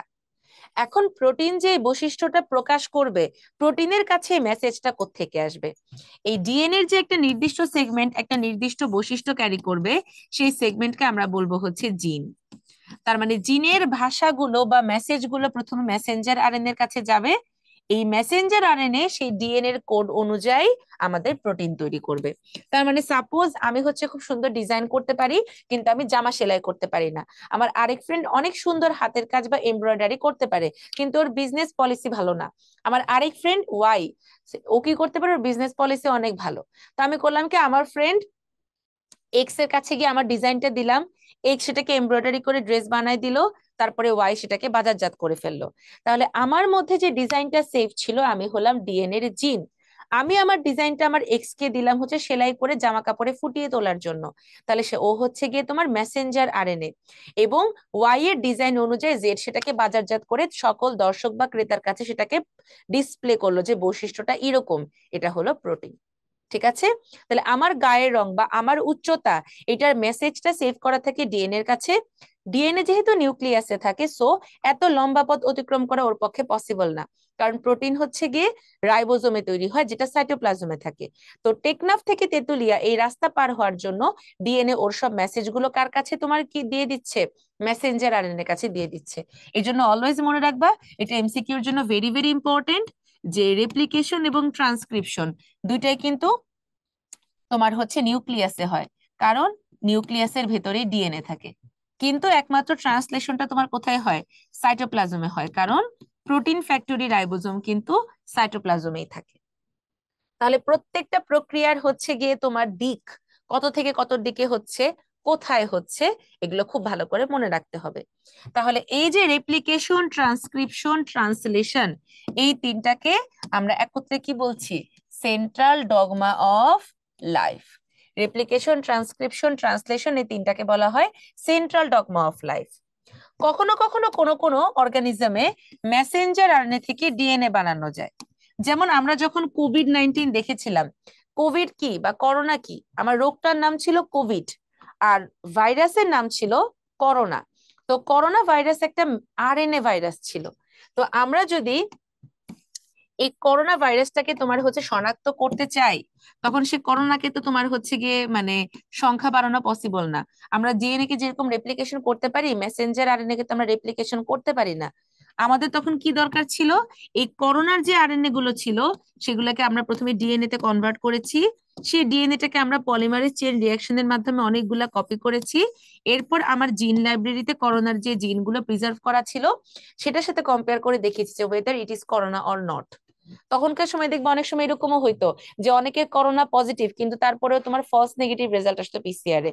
যেমন আমার নিজের এক চাচা, বুঝছো, ওনার হচ্ছে গিয়ে কাশি, গলা ব্যথা, শ্বাসকষ্ট, খাবারের স্বাদ গন্ধ কিচ্ছু পায় না, কিন্তু ওনার আরটিপিসিআর তোমার হচ্ছে গিয়ে নেগেটিভ আসছে। পরে ডাক্তার সন্দেহ করে ওনার লাংসের একটা হাই রিজলিউশন সিটি স্ক্যান এইচআরসিটি করতে দিছে। তখন দেখা গেল কি এইচআরসিটি তে লাংসের 20% ড্যামেজ আসছে, তার মানে 20% ফাইব্রোস্ট হয়ে গেছে। তখন তোমার করোনার সময় এটা খুবই ভয়ানক ছিল। এইচএসসিটি তে যখন লাং ইনভলভমেন্ট বেড়ে যেত তখনই সেই পেশেন্ট গুলোকে আর বাঁচানো পসিবল হইতো না। তো তখনই বুঝতে পারছে যে অ্যাকচুয়ালি পিসিআরটা তোমার হচ্ছে ফলস নেগেটিভ রেজাল্ট দিচ্ছে। কেন? ধরো তোমাকে এবার যেই ভ্যারিয়েন্টটা অ্যাটাক করলো, তোমার জিন লাইব্রেরিতে সেই ভ্যারিয়েন্ট গুলো সেভ করা নাই। তাহলে তোমার ধরো আলফা, বিটা, ডেল্টা, এরপরে তোমার হচ্ছে পাই, যত ভ্যারিয়েন্ট আছে সবগুলোর সাথে মিলাই দেখলা যে তোমার এই ডিএনএ স্যাম্পলের সাথে এটা মিলতেছে না, তাহলে তুমি বলে দিবা যে করোনা নেগেটিভ। বাট এইবার তোমাকে আক্রমণ করেছে ডেল্টা ভ্যারিয়েন্ট, যেটার জিন তোমার লাইব্রেরিতে প্রিজার্ভ করা ছিল না। এই জন্যই তোমার আরটিপিসিআর তোমার হলো মাত্র 75% এফেক্টিভ ছিল। তাহলে আরটিপিসিআর ইলাবোরেশন কি ছিল? Reverse transcriptase polymerase chain reaction. তার মানে আরএনএ কে রিভার্স রাস্তাতে আমরা ডিএনএ বানাইছি, ওইটাকে আমরা পলিমার করেছি, এরপরে জিন লাইব্রেরির সাথে কম্পেয়ার করে আমরা রেজাল্ট দিয়েছি। তাহলে মেসেঞ্জার আরএনএ থেকে আমরা যে ডিএনএটা বানাই ওইটা কিন্তু অ্যাকচুয়ালি রিয়েল ডিএনএ এর মতো কাজ করে না, ওটা জাস্ট একটা কমপ্লিমেন্টারি ডিএনএ। আগের যে ডিএনএটা ছিল জাস্ট ওর মতো একটা প্রতিচ্ছবি তৈরি করবে। তাহলে যে প্রক্রিয়ায় মেসেঞ্জার আরএনএ থেকে কমপ্লিমেন্টারি ডিএনএ তৈরি হয়, ট্রান্সক্রিপশনের উল্টা, সো রিভার্স ট্রান্সক্রিপশন। এবং যে সকল ভাইরাসে রিভার্স ট্রান্সক্রিপশন হয় ওই সকল ভাইরাসকে আমরা আদর করে বলি রেট্রোভাইরাস। যত পচা পচা ভাইরাস আছে, এইচআইভি, করোনা, ওরা সবাই হচ্ছে রেট্রোভাইরাস। ঠিক আছে? তাহলে আশা করি তোমরা সেন্ট্রাল ডগমাটা বুঝতে পেরেছো। তাহলে দেখো কোন প্রক্রিয়ায় আরএনএ হতে ডিএনএ তৈরি করা হয়। তাহলে কি হবে বলো তো? আরএনএ থেকে ডিএনএ হলে রিপ্লিকেশন মানে হচ্ছে ডিএনএ থেকে ডিএনএ, ট্রান্সলেশন হচ্ছে মেসেঞ্জার আরএনএ থেকে প্রোটিন, ট্রান্সক্রিপশন হচ্ছে ডিএনএ থেকে মেসেঞ্জার আরএনএ। তাহলে আরএনএ থেকে ডিএনএ হলো রিভার্স ট্রান্সক্রিপশন, এনজাইমের নাম হচ্ছে রিভার্স ট্রান্সক্রিপ্টেজ। আরএনএ থেকে প্রোটিন তৈরির প্রক্রিয়া, তার মানে রেপ্লিকেশন তো ডিএনএ থেকে ডিএনএ, ট্রান্সক্রিপশন ডিএনএ থেকে এমআরএনএ, অ্যান্সার হবে ট্রান্সলেশন। ট্রান্সফরমেশন কি ছিল তোমাদের কি মনে আছে? পরিবেশ থেকে যদি কোনো মৃত ব্যাকটেরিয়া ডিএনএ, কোনো মৃত ব্যাকটেরিয়ার ডিএনএ, ঠিক আছে, বা মৃত ভাইরাসের ডিএনএ অন্য কোনো তোমার হচ্ছে ব্যাকটেরিয়াতে প্রবেশ করে, তখন তাকে আমরা বলি হচ্ছে গিয়ে তোমার ট্রান্সফরমেশন। আমরা তিনটা পড়েছিলাম না? একটা হলো কনজুগেশন, ট্রান্সফরমেশন, ট্রান্সডাকশন। কনজুগেশন ছিল একটা কনজুগেশন নালীপথ দিয়ে হচ্ছে গিয়ে দুইটা ব্যাকটেরিয়ার মধ্যে জেনেটিক ম্যাটেরিয়াল ট্রান্সফার হয়েছিল। ট্রান্সডাকশন ছিল ফাজ ভাইরাসের মাধ্যমে একটা ব্যাকটেরিয়ার ডিএনএ আরেকটা ব্যাকটেরিয়াতে স্থানান্তরিত হয়েছিল। আর পরিবেশ থেকে কোনো একটা মৃত ব্যাকটেরিয়ার ডিএনএ যদি একটা জীবিত ব্যাকটেরিয়ার দেহে প্রবেশ করে ওইটাকে আমরা বলেছিলাম ট্রান্সফরমেশন। ওকে, আচ্ছা। তাহলে আমরা চলে যাই হচ্ছে যে পরবর্তী কোয়েশ্চেনে, নিচের কোনটি দ্বারা ট্রান্সলেশন শুরু হয়? তোমাদের বইতে এই যে তোমার কোডনের চার্টটা দেওয়া আছে, তোমাদেরকে একদম মুখস্থ করতে হবে না। মেডিকেলে এই পর্যন্ত কখনোই আসে নাই যে তোমার হচ্ছে কোন কোডন কোন অ্যামাইনো অ্যাসিড কি ইন্ডিকেট করে, জাস্ট স্টার্ট আর স্টপ কোডনটা মেডিকেলে এসেছিল। ঠিক আছে? তাহলে আমরা মেডিকেলের জন্য স্টার্ট আর স্টপ কোডনটা খুব ভালো করে পড়বো। মেথিওনিন হচ্ছে স্টার্ট কোডন, ইউএএ, ইউএজি, ইউজিএ একদম মুখস্থ। ঠিক আছে? আমাদের কোডন হলো গিয়ে টোটাল 64টা। ঠিক আছে? পাশাপাশি তিনটা নাইট্রোজেন বেস যদি একটা অ্যামাইনো অ্যাসিডকে ইন্ডিকেট করে ওইটাকে আমরা বলি হচ্ছে গিয়ে তোমার কোডন। তো এই 64 প্রকার কোডন আমাদের, এর মধ্যে 61টা হচ্ছে আমাদের 20 প্রকার অ্যামাইনো অ্যাসিডকে কোড করে। আমাদের টোটাল 28টা অ্যামাইনো অ্যাসিড পাওয়া গেলেও প্রোটিন তৈরি করে মাত্র 20 প্রকার অ্যামাইনো অ্যাসিড। তাহলে এই 20 প্রকার অ্যামাইনো অ্যাসিডকে কোড করবে 61 প্রকার কোডন। বাকি তিনটা হলো বোবা, ওরা কিছু বলে না, ওরা হচ্ছে হিমুরা কিছু করে না, হিমুরা শুধু দেখে। হ্যাঁ, ওরা হলো স্টপ করে দিবে। ইউএএ, ইউএজি, ইউজিএ। ঠিক আছে? তার মানে এই যে তিনটা, এই তিনটা কি করবে, যখনই এটা যে কোনো একটা আমাদের এমআরএনএ তে চলে আসবে তখনই আমাদের আরএনএ পলিমারেজ বা তোমার হচ্ছে ট্রান্সলেশনের যে প্রধান enzyme amino acyl tRNA synthetase ও বুঝে যাবে, খেল খতম। আমার ট্রান্সলেশন শেষ, ঠিক আছে? তাহলে এই যে আমাদের 61 প্রকারের কোডন আছে, এই 61-র মধ্যে স্টার্ট কোডনটা পরীক্ষায় আসে, স্টার্ট করবে, ঠিক আছে? সেটা হলো AUG, যেটা কিনা কোড করে কাকে? মেথিওনিনকে। আমরা এরকম হচ্ছে দুইটা পাবো অ্যামাইনো অ্যাসিড, যার কিনা তোমার হচ্ছে একটা করে কোডন আছে, বাদ বাকি সবগুলো অ্যামাইনো অ্যাসিডের একাধিক কোডন থাকে। চলো আমরা খুঁজে বের করি কোথায় আছে। আমার যদি মুখস্থ আছে, বাট তোমরা যাতে ভালো করে খুঁজে পাও এই জন্য তোমাদেরকে দেখাই দিচ্ছি। দেখো, ফিনাইল অ্যালানিন, লিউসিন, এদের হলো দুইটা করে। লিউসিনে কিন্তু অ্যাকচুয়ালি 6টার মতো আছে, ঠিক আছে? আইসোলিউসিনের 3টা, ভ্যালিনের 4টা, সেরিনের 4টা, প্রোলিনের 4টা, থ্রিওনিনের 4টা, অ্যালানিনের 4টা, টাইরোসিনের 2টা, হিস্টিডিন, এরপরে তোমার গ্লাইসিন। এখানে কিন্তু মোটামুটি সবগুলোরই কিন্তু 2টা 3টা করে। বাট আমরা কিন্তু এখানে কি পেলাম? এখানে হচ্ছে গিয়ে মেথিওনিনের পেয়ে গেলাম হচ্ছে গিয়ে একটা, ঠিক আছে? তাহলে এই যে দেখো পেয়ে গেছি ট্রিপ্টোফেন। ট্রিপ্টোফেনের আছে আর কয়টা বলো তো? একটা। তাহলে এই দুইটা খুব ভালো করে মনে রাখবা যে আমাদের মেথিওনিন এবং ট্রিপ্টোফেন একমাত্র এই দুইটা অ্যামাইনো অ্যাসিডের কোডন হচ্ছে একটা, বাদ বাকি সবগুলো অ্যামাইনো অ্যাসিডের একাধিক কোডন থাকে। এবং তোমরা করবা কি সবচেয়ে ভালো হয়, দেখো মোস্ট অফ দা অ্যামাইনো অ্যাসিডেরই কিন্তু 2টা করে কোডন। যেখানে যেখানে তোমরা 3টা 4টা বা 4টার বেশি পাবা সেগুলো একটু মুখস্থ রাখবা। কারণ অনেক সময় ভার্সিটি অ্যাডমিশন টেস্টে দিয়ে দেয় যে নিচের কোনটিতে 4টি কোডন বিদ্যমান, নিচের কোনটিতে 3টি কোডন বিদ্যমান, নিচের কোনটিতে 2-এর অধিক কোডন বিদ্যমান। এজন্য তোমরা হুবহু কোডন মনে রাখতে না পারলেও কোন কোন অ্যামাইনো অ্যাসিডের তোমার হচ্ছে 4টা বা 3টা করে আছে, যা সংখ্যাগুলো মনে রাখবা। আর একবার ভার্সিটি পরীক্ষায় তোমার হচ্ছে সেরিনটা এসেছিল, ঠিক আছে? সেরিনের একটা হলো গিয়ে ইউসিসি, এটা মনে রাখবা, সেরিনটা একবার পরীক্ষায় আসছিল। তাহলে start, stop, methionine, tryptophan, serene, এই 3টা ভালো করে মনে রাখবা, ঠিক আছে? তাহলে ট্রান্সলেশন শুরু হবে কি দিয়ে? শুরু হবে হচ্ছে মিথিওনিন দিয়ে। আচ্ছা, নিচের কোনটিতে অ্যান্টিকোডন বিদ্যমান? তাহলে বলো তো এটা কিসের ছবি? এটাকে আমরা বলি লবঙ্গ model, clover leaf, clover leaf model of transfer RNA. এটাকে দেখলে দ্বিসূত্রক মনে হলেও এটা কিন্তু অ্যাকচুয়ালি এক সূত্রক। তাহলে এটা কি করে? বিভিন্ন জায়গায় কুণ্ডলি পাকায় পাকায় বা প্যাচ খেয়ে খেয়ে এটা হচ্ছে একটা নতুন স্ট্রাকচার তৈরি করে। তো এটা হচ্ছে কি আমার 3 প্রান্ত, এটা আমার 5 প্রান্ত। দেখো এখানে আমরা কি কি পাচ্ছি? আমরা পাচ্ছি একটা ডি লুপ, একটা টি লুপ, একটা অতিরিক্ত বা এক্সট্রা লুপ। এই যে অতিরিক্ত বা একটা এক্সট্রা লুপ, আর এটাকে আমরা বলছি অ্যান্টিকোডন লুপ। কোডনের মুখোমুখি, মেসেঞ্জার আরএনএর কোডনের বিপরীতে মুখোমুখি বসে যায় দেখে ওর নাম অ্যান্টিকোডন। তাহলে বাহু কয়টা দেখো? টি বাহু, অতিরিক্ত বাহু, ডি বাহু, অ্যান্টিকোডন বাহু। এখানে আরেকটা বাহু হচ্ছে অ্যামিনো অ্যাসিড বাহু। এটা লুপের মধ্যে ছিল না কারণ এখানে কোনো প্যাচ তৈরি হয়নি। তাহলে আমরা 5টা বাহু পাচ্ছি, 4টা লুপ পাচ্ছি। দেখো, অ্যামিনো অ্যাসিড, টি বাহু, অ্যান্টিকোডন, ডি বাহু, অতিরিক্ত বাহু। আর লুপ পেয়েছি কয়টা? 4টা।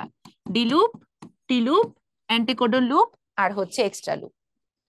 তাহলে এই যে 3 প্রান্তে আমার বেস গুলা কিভাবে সজ্জিত? ACC। তোমরা যারা আদমজির আছো, আদমজি ক্যান্টনমেন্ট কলেজ, ঠিক আছে, যেরকম আমাদের হলিক্রসকে বলে HCC, সেরকম ACC, ঠিক আছে? আর অ্যান্টিকোডনের পাশাপাশি 3টা নাইট্রোজেন বেস মেসেঞ্জার আরএনএ মুখোমুখি বসে পড়বে। তাহলে মেসেঞ্জার আরএনএ তে আমরা কি কি পেয়েছিলাম? এখানে আমরা 5 প্রান্তে পেয়েছিলাম লিডার, মাঝখানে ছিল কোডন অঞ্চল, 3 প্রান্তকে বলা হয়েছিল ট্রেইলার। তাহলে লিডার ট্রেইলার বললে সেটা হলো মেসেঞ্জার আরএনএ এর অংশ। রাইবোজোমাল আরএনএ যেটা ছিল সেখানে হচ্ছে আমরা লিডার ট্রেইলার কিছুই পাবো না, কোনো অ্যান্টিকোডন পাবো না। তাহলে অ্যান্টিকোডন কোথায় পাবো? ট্রান্সফার আরএনএ তে পাবো। আর ডিএনএ এর গঠন তো আমরা জানি, এখানে তো কোডন বলে কিছু নাই। ডিএনএ তে পাশাপাশি 3টা নাইট্রোজেন বেস বসলে ওটাকে আমরা ট্রিপলেট বলি। যাহাই ট্রিপলেট তাহাই কোডন, ঠিক আছে? পাশাপাশি 3টা নাইট্রোজেন বেস একটা অ্যামাইনো অ্যাসিডকে ইন্ডিকেট করে। এই জিনিসটা ডিএনএ তে হলে সেটাকে আমরা বলি ট্রিপলেট, যদি মেসেঞ্জার আরএনএ তে হয় সেটাকে আমরা বলি কোডন। বোঝা গেছে? আচ্ছা, ডিএনএ তাহলে যদি একটি হেলিক্সের অনুক্রম ATGC হয় তাহলে এমআরএনএ তে কি হবে খেয়াল করো। আমরা জানি এমআরএনএ তে হচ্ছে থায়ামিন থাকবে না, কি থাকবে? ইউরাসিল। তাহলে এর সাথে ইউ, টি এর সাথে আবার এ হবে, জি এর সাথে সি, সি এর সাথে জি। তাহলে আমরা কি পাবো? UACG। এটা কিন্তু ইম্পর্টেন্ট কোশ্চেন, হ্যাঁ। তাহলে এটিসির পরিবর্তে কি পাবো দেখো, ইউ এ জি। এটিসির পরিবর্তে কি পাবো, ইউএজি। আচ্ছা, নিচের কোনটির 3 প্রান্তে সিসিএল এজ আছে, আমরা একটু আগে পড়লাম ট্রান্সফার আরএনএ তে আমরা সিসিএল এজ পাবো, তার মানে এখানে কি যুক্ত হবে, এটাকে বলা হয় অ্যামিনো অ্যাসিড সাইট। এখানে তোমার অ্যামিনো অ্যাসিড যুক্ত হবে। আরএনএ তে থাইমিনের পরিবর্তে তাহলে কোনটি বিদ্যমান থাকবে, আমরা থাইমিনের পরিবর্তে ইউরাসিল পাচ্ছি। অ্যাডেনিন, গুয়ানিন, সাইটোসিন এগুলো হচ্ছে ইউনিভার্সাল। এটা তোমার ডিএনএ এবং আরএনএ দুইটা নিউক্লিক অ্যাসিডে নাইট্রোজেন বেস হিসেবে পাওয়া যায়। ডিএনএ থেকে মেসেঞ্জার আরএনএ এবং প্রোটিন, দেখো ডিএনএ থেকে মেসেঞ্জার আরএনএ তৈরিকে আমরা বলি ট্রান্সক্রিপশন, মেসেঞ্জার আরএনএ থেকে প্রোটিন তৈরিকে আমরা বলি ট্রান্সলেশন। তাহলে দুইটাকে আমরা একসাথে দিব। এখানে তোমরা অনেকে ভুলে ট্রান্সক্রিপশন বা ট্রান্সলেশন আলাদা করে দিয়ে দিতে পারো, বাট যেহেতু পুরো প্রক্রিয়াটা বুঝাইছে, এখানে ট্রান্সক্রিপশন ট্রান্সলেশন দুইটাই আসবে। আর মিউটেশন মানে কি, মিউটেশন মানে হচ্ছে পার্মানেন্ট চেঞ্জ অফ ডিএনএ। তার মানে নরমালি অ্যাডেনিনের সাথে 2টা হাইড্রোজেন বন্ড দিয়ে থায়ামিন, গুয়ানিনের সাথে 3টা হাইড্রোজেন বন্ড দিয়ে সাইটোসিন যুক্ত হয়। যদি কোনো অতিবেগুনি রশ্মি বা তেজস্ক্রিয়তা বা কোনো পারমাণবিক শক্তির কারণে আমার এই এর সাথে ধরো জি যুক্ত হলো বা জির সাথে টি যুক্ত হলো, তখন এটাকে আমরা বলি মিসম্যাচ। এই মিসম্যাচের জন্য আবার প্রুফ রিডিং সিস্টেম আছে। যদি প্রুফ রিডিং ব্যর্থ হয়, প্রুফ রিডিং কার জন্য ব্যর্থ হবে, ডিএনএ পলিমারেজ এনজাইমের জন্য, ঠিক আছে। প্রুফ রিডিং যদি ফেলিওর হয়, তাহলে ডিএনএ তে যে পার্মানেন্ট চেঞ্জটা হয়ে গেল ওইটাকে আমরা বলি মিউটেশন, ঠিক আছে। ডিএনএ তে তোমার প্রুফ রিডিং ফেলিওর হলে যে পার্মানেন্ট চেঞ্জটা হয় ওইটাকে বলা হয় মিউটেশন। এবং মিউটেশনের কারণে তোমার হচ্ছে সকল ক্ষতিকর অসুখ বিসুখ হয়। হিরোশিমা নাগাসাকিতে বিশ্বযুদ্ধের সময় যে 2টা বোমা ফেলা হয়েছিল, লিটল বয় আর ফ্যাটম্যান, নাম যেরকম কিউট কাম সেরকম সাংঘাতিক। ওই 2টা বোমার কারণে সেখানকার শিশুদের মানে জিনে এমন মিউটেশন হয়েছিল যে স্টিল নাও সেখানে বিকলাঙ্গ শিশুর জন্ম হয়। তাহলে বুঝতে পারতেছো, মুভিতে যতই দেখাক এক্সম্যান, সুপারম্যান, স্পাইডারম্যান হয়ে যায় মিউটেশন হয়ে, বাস্তব লাইফে কিন্তু অ্যাকচুয়ালি সেরকম পসিবল না। তবে হ্যাঁ, মিউটেশনের কিছু উপকারী দিকও আছে। যেমন আমাদের করোনা ভাইরাসটা মিউটেশন করতে করতে করতে করতে কিন্তু একটা পর্যায়ে দুর্বল হয়ে এখন মোটামুটি আমাদের সার্ভাইভাল রেট বেড়ে গেছে। এখনো কিন্তু আমাদের করোনা হয়। তোমাদের যাদের এই যে এখন সিজন চেঞ্জে টুকটাক ঠান্ডা কাশি লাগছে, সবাই এখন র্যাট করা শুরু করে, দেখো সবগুলোর করোনা পজিটিভ আসবে। কিন্তু আমরা তো এখন টেস্ট করি না, কারণ এখন করোনা আমাদের নর্মাল ইনফ্লুয়েঞ্জা ঠান্ডা কাশির মতো হয়ে গেছে। কিন্তু 2019 বা 20-এর দিকে যখন প্রথম দিকে ধরা পড়লো, মাত্র ইনফ্লুয়েঞ্জার তোমার হিম অ্যাগ্লুটিনিন আর নিউরামিনিডেজ গুলো তোমার কি করছে, মিউটেশন করে নতুন ভ্যারিয়েন্ট তৈরি করা শুরু করছে। সেই তোমার সার্স কোভিড আজ থেকে প্রায় 100 বছর পরে, যেটা আগে যেটা হয়েছিল, প্রতি 100 বছর পর পর এরকম একটা করে তোমার পেন্ডেমিক আসে, এটা কিন্তু বলা আছে, ঠিক আছে। মার্স করোনা, সার্স করোনা, সেরকম সার্স কোভিড 2 আসলো এবার। তো তখন যে ভয়াবহতাটা ছিল, যত বেশি একটা ভাইরাস পরিবেশে থাকে ওইটা মিউটেশন করতে করতে করতে করতে একটা সময় কি হয়ে যায়, দুর্বল হয়ে যায়। যেমন রিসেন্ট যেটা অমিক্রন আসলো, অমিক্রনটার কিন্তু তোমার সিভিয়ারিটি কম ছিল আলফা বা ডেল্টার তুলনায়, ঠিক আছে। এই জন্য যারা বুস্টার ডোজ নেওয়া ছিল ওদের হয়েছে, বাট ওরা কেউ মারা যায়নি। এই জন্য মিউটেশন কিন্তু খারাপও হয়, অনেক ক্ষেত্রে আমাদের জন্য ভালো কাজও করে। এবার দেখো রিভার্স ট্রান্সক্রিপশন তাহলে কোথায় হয়, যে সকল ভাইরাসে রিভার্স ট্রান্সক্রিপশন হয় ওদেরকে আমরা বলেছিলাম রেট্রোভাইরাস। রেট্রোভাইরাসের এক্সাম্পল হলো এইচআইভি আর করোনা। প্রি মেসেঞ্জার আরএনএ যে অংশে ট্রান্সলেশন হয়, তাহলে দেখো ট্রান্সক্রিপশনের মাধ্যমে যে বিশাল বড় একটা মেসেঞ্জার আরএনএ আমরা পাই নিউক্লিয়াসে, এটাকে আমরা বলি প্রি মেসেঞ্জার আরএনএ। এখন ও তো মামা বাড়ি যায়, মামা বাড়ি মানে কি, ও নিউক্লিয়াসে যাবে। এত বড় দেহ নিয়ে ও কি নিউক্লিয়াসে যাইতে পারবে? পারবে না, ওকে এটা কাটছাট করে দিতে হবে। দেখবা আমরা যখন কোন একটা প্রজেক্ট করি, 5 জন 6 জন মেম্বার হোক না কেন, সবসময় অলওয়েজ 2জনই কাজ করবে। তারপরে ফাইনাল দিনে সেলফি তোলার জন্য বাকি 5জন এসে উপস্থিত হবে। তাহলে যত মেম্বারই থাকুক না কেন, অ্যাকচুয়ালি লিডারশিপ দেওয়া বা মেইন কাজ কিন্তু 2জন বা 3জনই করে। সেরকম প্রি এমআরএনএ সবগুলা কোডন কিন্তু আমাদের প্রোটিন তৈরি করে না। যারা যারা ট্রান্সলেশনে পার্টিসিপেট করে প্রোটিন তৈরি করবে ওদেরকে আমরা বলবো এক্সন, যারা আকাইমা ওদেরকে আমরা বলবো ইন্ট্রন। তাহলে ইন্ট্রন গুলোকে আমার রেখে দরকার আছে, কোনো কাজ আছে? নাই। আমরা এই আবর্জনাগুলোকে স্প্লাইসিওসোম এনজাইম দিয়ে ঘেচাং ঘেচাং করে কেটে প্রি এমআরএনএ থেকে ছোট্ট কিউট ম্যাচিউরড এমআরএনএ তৈরি করব, যেখানে শুধুমাত্র এক্সনস থাকবে। এই প্রক্রিয়াটাকে আমরা বলি স্প্লাইসিং।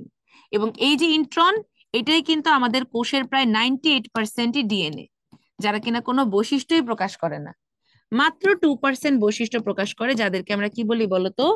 Junk DNA. সরি, উল্টা বললাম। এই 98% কে আমরা বলি জাঙ্ক ডিএনএ, আর বাকি 2% আমাদের বৈশিষ্ট্য প্রকাশ করতে সাহায্য করে। তাহলে প্রি এমআরএনএ যে অংশে ট্রান্সলেশন হয় তাদেরকে আমরা কি বলবো? এক্সন। আর যারা বোবা কালা কিচ্ছু করে না, তার মানে হচ্ছে গিয়ে প্রোটিন তৈরি করবে না, ওদেরকে আমরা বলবো হচ্ছে গিয়ে ইন্ট্রন। ইন্ট্রন কেটে ফেলার প্রক্রিয়াকে বলা হয় স্প্লাইসিং। আর মিউটেশন জিনিসটা কি? আমাদের প্রকৃত কোষে যে জিন প্রকাশের একক আছে, সেখানে মিউটেশনের একককে বলা হয় মিউটন। আমরা 4টা একক পড়বো একটু পরে জিনে: রেকন, মিউটন, রেপ্লিকন, সিস্ট্রন। এর মধ্যে তোমার প্রকৃত কোষে জিনের মিউটেশনের একককে বলা হয় মিউটন। আচ্ছা, ডিএনএ থেকে এমআরএনএ তৈরি প্রক্রিয়া হলো ট্রান্সক্রিপশন, একই জিনিস। আরএনএ কে হাইড্রোলাইসিস করলে দেখো, ডিঅক্সি রাইবোজ আমরা কি ডিএনএ তে পাই, নাম দেখেই বোঝা যায়। হিস্টোন প্রোটিনও ডিএনএ তে পাওয়া যায়, থাইমিনও ডিএনএ তে পাওয়া যায়। তাহলে একমাত্র আরএনএ কে হাইড্রোলাইসিস করে আমরা কি পাবো? ইউরাসিল পাবো। তাহলে একই কোয়েশ্চেন দেখো, মাজেদা ম্যাডামের বইতে 2বার দিছে। এটা কি হবে অ্যান্সার? ইউরাসিল।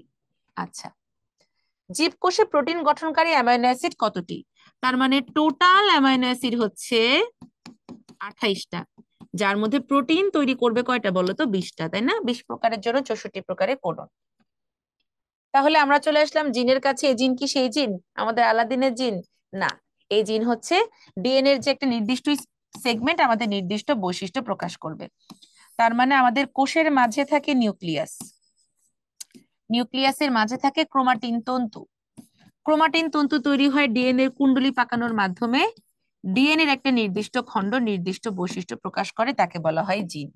তাহলে এই সিকোয়েন্সটা মনে রাখবা: নিউক্লিয়াসের মধ্যে ক্রোমোজোম, ক্রোমোজোমের মধ্যে ডিএনএ, আর ডিএনএ এর মধ্যে জিন। কখনোই বলবা না জিনের মধ্যে ডিএনএ, ডিএনএ এর মধ্যে জিন। আচ্ছা, তাহলে দেখো আমাদের এই যে আদি প্রকৃত কোষে আমরা জিনকে বিভিন্ন এককে প্রকাশ করি, এটা ভেরি ইম্পর্টেন্ট।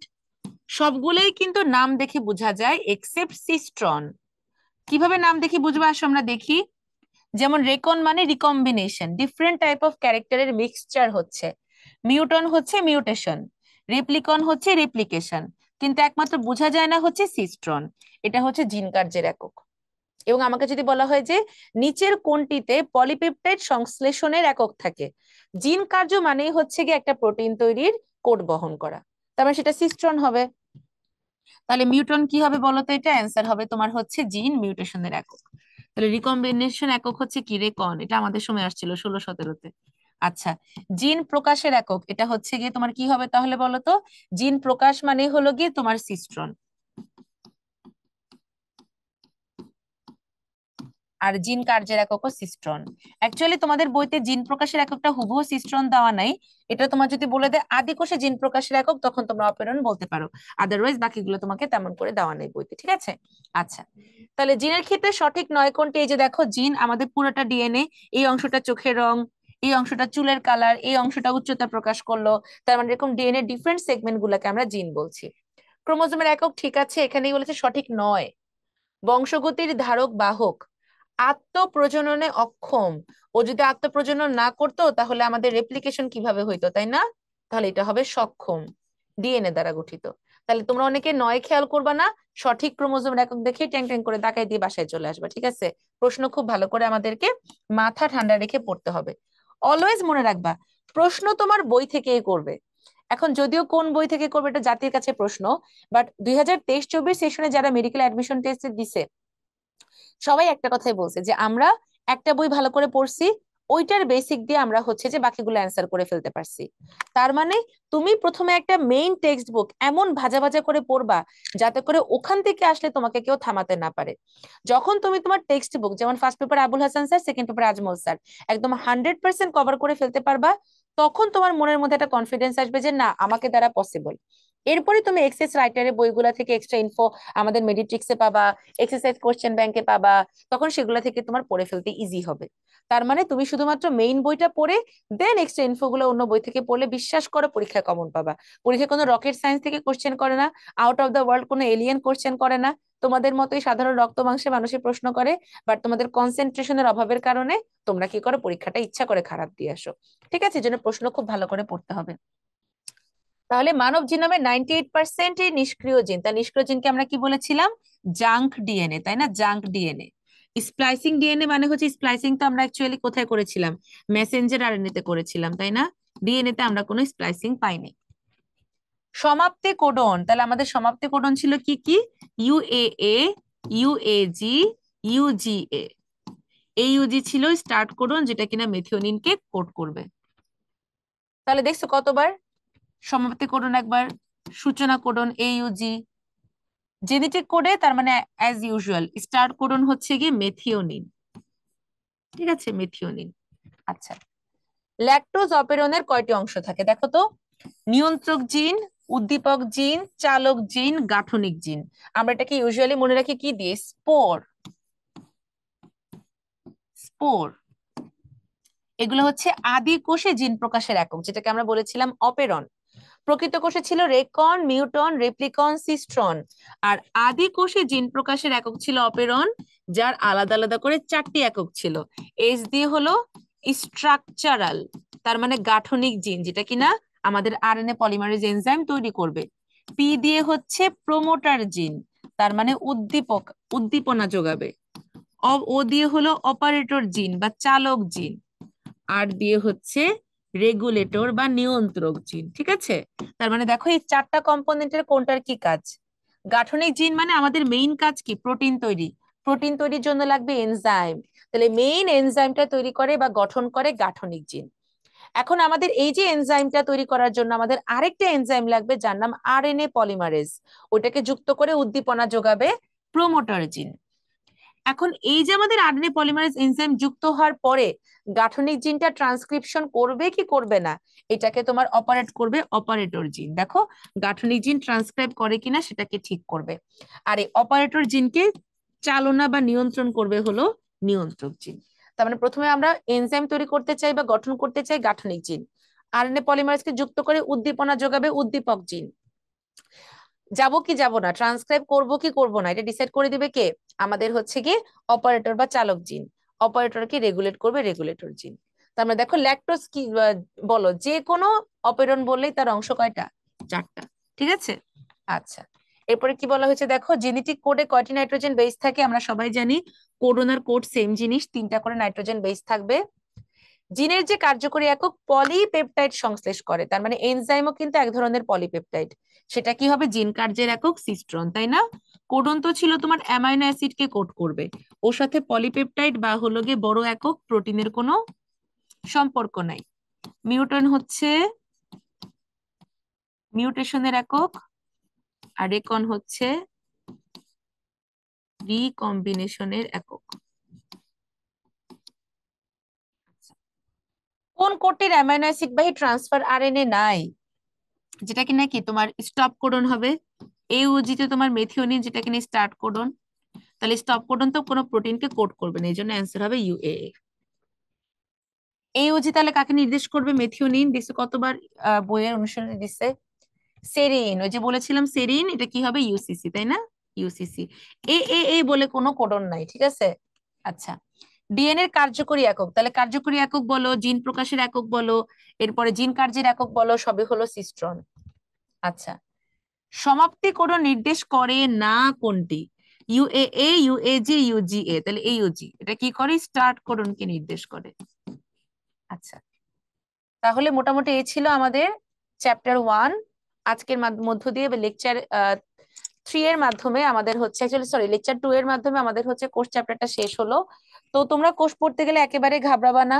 আগে হচ্ছে গিয়ে প্রত্যেকটা অঙ্গাণুর অপর নাম, বৈশিষ্ট্য, কাজ, বিজ্ঞানী ভালো করে পড়ে দেন তোমরা লাস্টের পোর্শনটা পড়বা। তোমরা যদিও সেন্ট্রাল ডগমা বা রেপ্লিকেশন ট্রান্সক্রিপশনকে ভয় পাও, এখান থেকে প্রশ্ন খুবই সহজ আসে। তোমরা অনুশীলনীর প্রশ্ন কিংবা বিগত বছরের প্রশ্ন দেখেই বুঝতে পারতেছো যে জিন বা তোমার হচ্ছে গিয়ে রেপ্লিকেশন, ট্রান্সক্রিপশন, ট্রান্সলেশন, ক্রোমোজোম, এগুলো থেকে প্রশ্ন এত প্যাচাবে না। যেখানে কনফিউশন হবে সেটা হচ্ছে চ্যাপ্টারের প্রথম অংশটা। এই জন্য প্রথম অংশটা খুব ভালো করে পড়ো, প্রশ্ন সলভ করো, নিজে নিজে প্র্যাকটিস করো, ইনশাল্লাহ তোমাদের আর ঝামেলা থাকবে না। সো তোমাদের সবার জন্য অনেক অনেক শুভকামনা। দেখা হবে নেক্সট কোনো ক্লাসে। আল্লাহ হাফিজ।